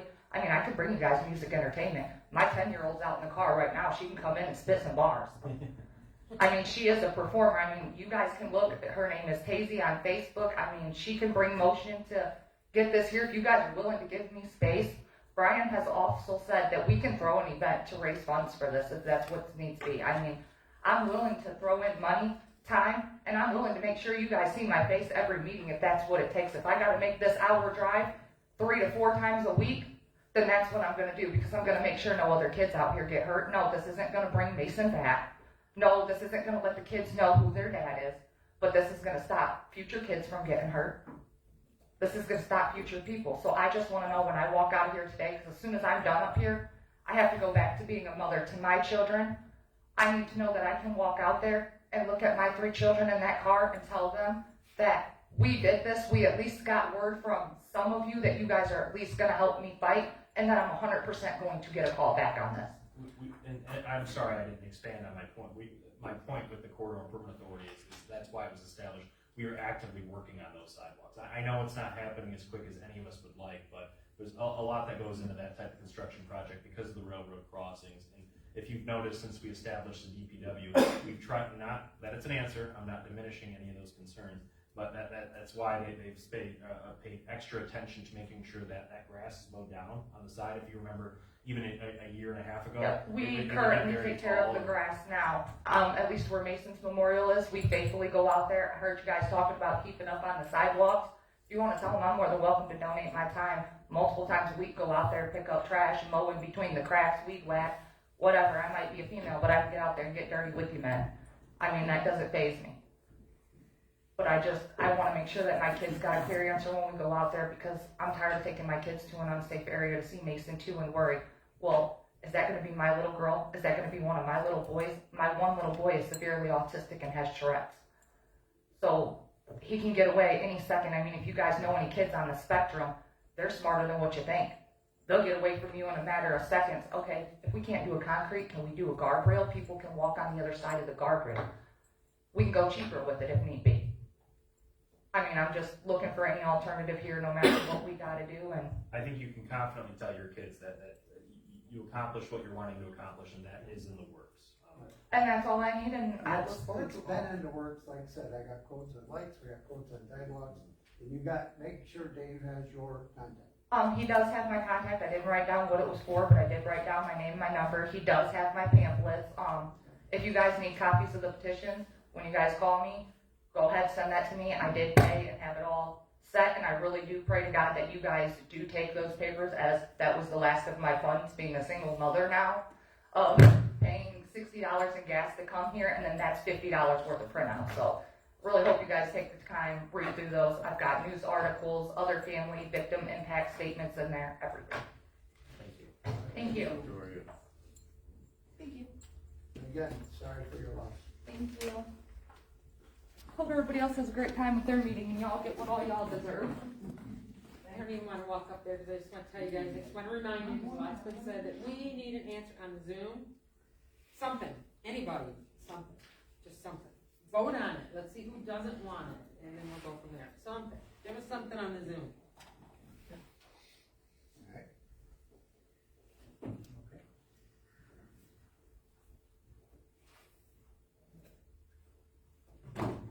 Do you want me to introduce myself again? He's Rodney. Yes. Yeah, pretty good. All right. Woodland Beach. Woodland Beach, that's what I wrote last time, because I didn't catch your last name. Oh, okay. True. True. Just want to hone my comments a little more. Because as I understand it, the town clerk makes a decision on the best petition challenge. Yes. And by the way, you said that you're kind of in agreement with us, and I believe you. That's my initial review. My point that I tried to make to everybody is I have to make sure that before we rush to certify that we have our bases covered. But I'm sorry, I don't want to take more of your time. No, and I appreciate that, and I believe you, and I guess that's what these comments are for, maybe to help you make the decision before it's over. I would say that, I know your concern is what if DT sues you because you validate this petition? And, you know, I already brought it up once, but I would say our attorney, until is very confident, could probably make a number of arguments, beginning with whether or not they even have standing to challenge it. But also, if you think about it, they're asking you to not recognize an address that they already recognize and insist upon. So how disingenuous is that? I don't think that you are required to be a legal scholar to approve this petition. I think that we have a town attorney to protect us. We pay for it. And I think she can make a number of arguments to defend us if she has to. But I would say that you as the clerk, your first duty is to the citizens. And I looked it up, I hope this number's right. 2024, you got 8,077 votes, 97.29% of the vote. Good for you. Yes, sir. I voted for you. Thank you. But if you think about it, we got 1,447 people to go out during one of the worst cold snaps that has happened since I've been here. And if you equated that, I'm not saying there were 18% of the people that voted for you, but if you equated it, it would be 18%. Like, that's a number of people. And that's with nothing on a ballot anywhere other than just this one issue, which is a town level issue.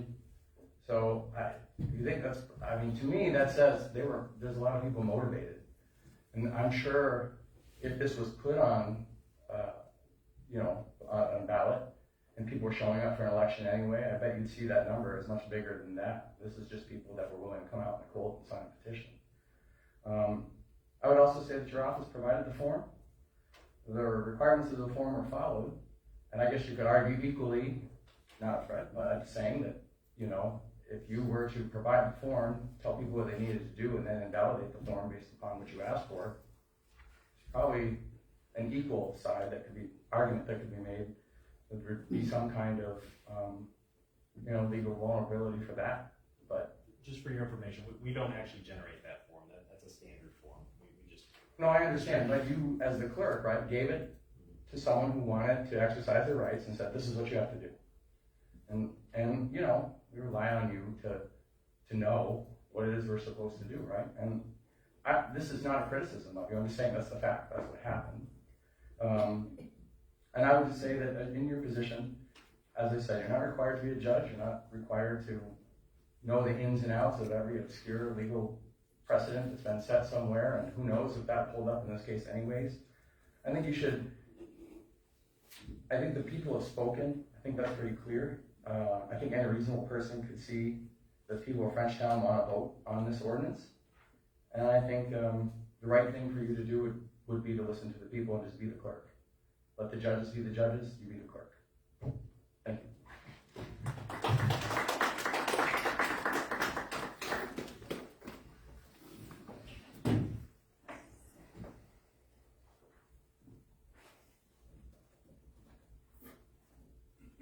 Shauna Farley. I wanted to get one thing out of the way. The other day I was picking up my granddaughter and I had to stay on the side of, Meadow Road to get in and wait for this car. I was doing this because you're trying to look this way to see if somebody's coming, and you gotta look around other people's cars, and then you're trying to look this way, and then you're trying to make sure the car that they're waiting like they're supposed to before you go in. I just want to set the problem, hoping that maybe someone here can maybe say, oh, that's an easy solution. I'm sorry, at Jefferson School on Meadow Road, there. So I just want to put that up because I will say that I'm lucky. The next thing I wanted to say, I forgot my phone. Hold on.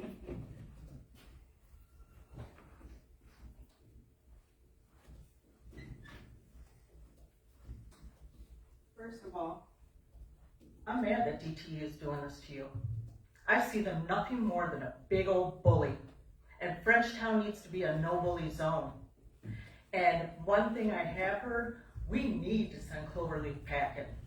Because if DT can do this to us, and you have to seek legal counsel to figure out what we can do, they need to go before they become the next bully to these people.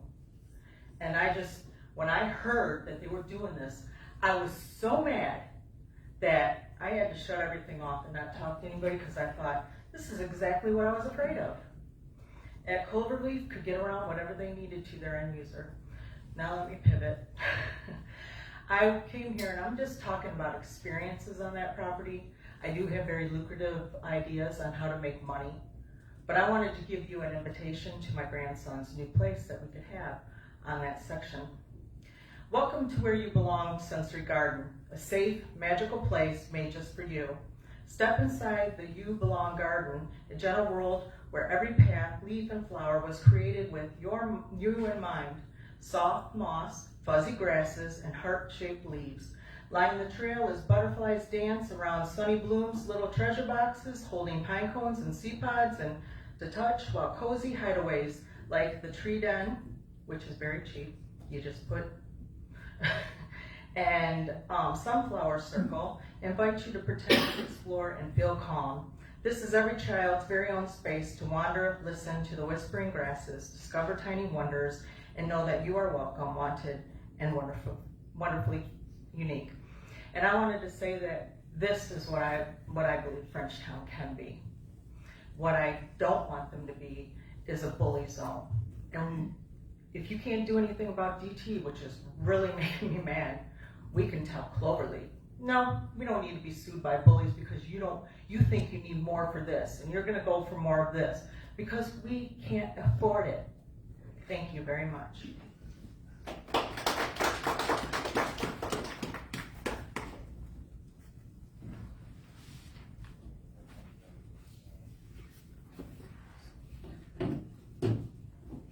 Tom Barcel, still from Frenchtown.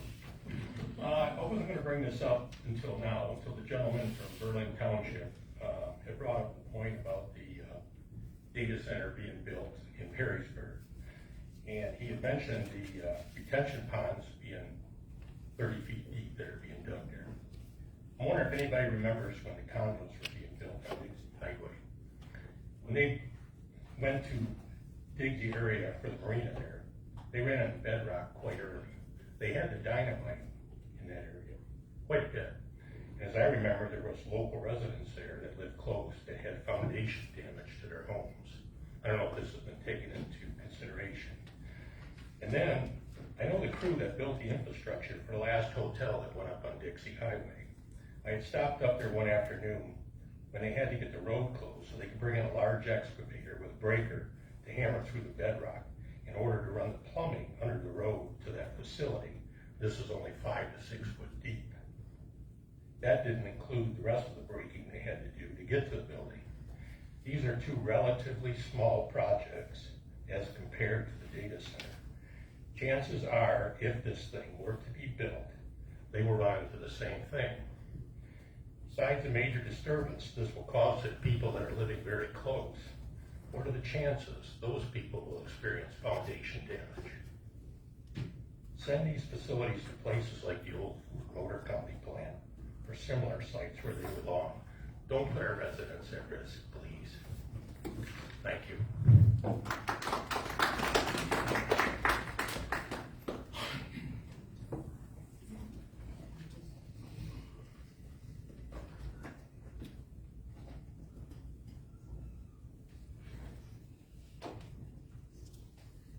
Patricia Klein, Frenchtown Township. First, I just have a book that I would recommend that everybody read before you make any decisions. And I'm very serious about it, even though it's by Dr. Seuss. It's an easy read, but it's called The Lorax. I don't know if any of you have ever read it. It's a very good environmental book. Before you make any decisions about any industry coming in, highly recommend it. Also, last week someone mentioned air pollution and our need to be cognizant of that with industry coming in. And I still am recommending that we do a public health assessment and evaluation for all industry coming into Frenchtown Township. It's the only way to assess the environmental impact on the public health. Monroe ranks 69th right now in Michigan, Monroe County. The last statistics I could find at the health department, we We are higher than Michigan average and the US average for lung cancer. Higher mortality rate, all causes, than Michigan and United States. Higher heart disease mortality rate than Michigan and all of the United States. Higher cancer mortality rate than all of Michigan and all of the United States. Chronic lower respiratory disease mortality, we're higher than all of Michigan and all of the United States. Our drug-induced mortality rate is higher, and our opioid overdose mortality rate is higher, and our suicide rate is higher. Highest in the nation, our average, already. We need to know who's coming in. What is it gonna cause? Is it gonna cause it to get worse? We need better. I mean, we truly need better health in this county and in this township specifically. So I'm just asking again, please require a public health assessment and evaluation for anybody coming in. It should be paid by the industry that wants to come in. Thank you.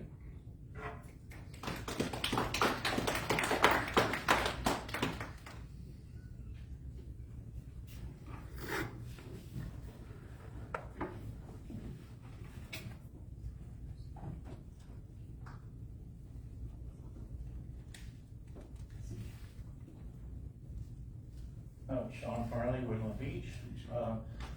I just want to make just one point really. This is on Netto Road. It was resurfaced as you go across 75 heading west.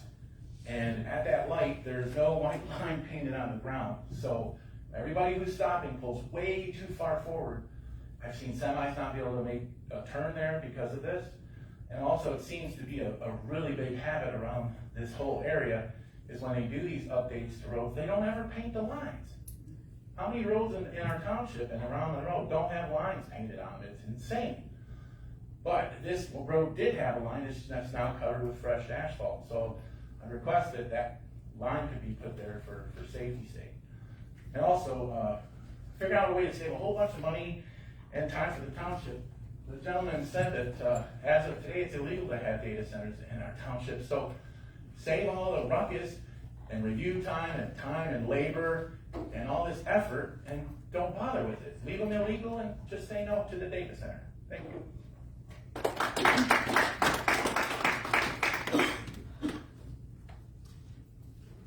Anybody else would like to come up and address us at this time? Please do so. Okay. Well, we will go to our reports right now because we're closed. So, Mr. Yule, what do you have for us, sir? Nothing at this time, sir. Thank you. Okay. Chief, you got anything for us? Rich? I'll take it right now. Okay. All right.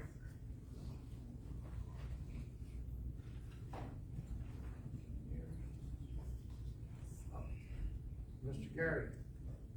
One thing, it looks like April 15th, April 17th, Awana should be pretty much wrapped up. I might have said that last week, but that's an update, as of yesterday. It's gonna look really nice over there.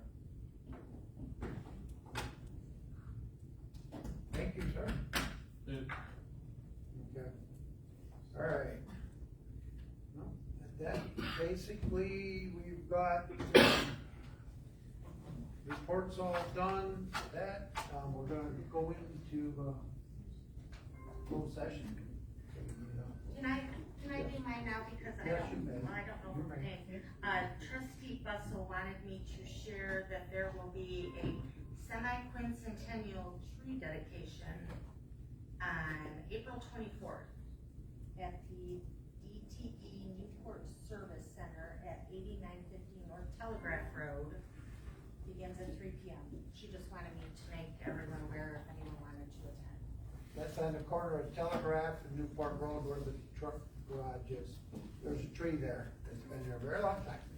And they're recognizing, you know, the history of the tree. And there'll be a placard, a new placard put there. Yeah, gonna make something of it. So, if you could turn out or ask, I'm sure we can, they can get you the time and date if you wanna come. It's on Meadow Road, you said? It's on Telegraph in Newport. Telegraph in Newport. Newport. Thank you. 8950 North Telegraph Road is the address. The tree's just right around the corner coming east on Newport Road, off of Telegraph. It also says there will be a short ceremony and refreshments in the service center's conference room.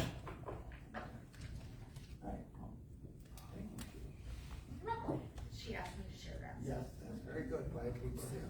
Okay, so, at this point in time, Nobody's got nothing on Zoom. Wow, not one person. no, Wow. They don't have to, remember? I guess not. Yeah, we just pay for it. Whatever. Yeah. I'll make a motion to go into closed session under Harry's. Why don't you guys stop doing that closed session, that as soon as it's paid for, they want. Under open meetings act 8, you need to include the township attorney and the executive clerk.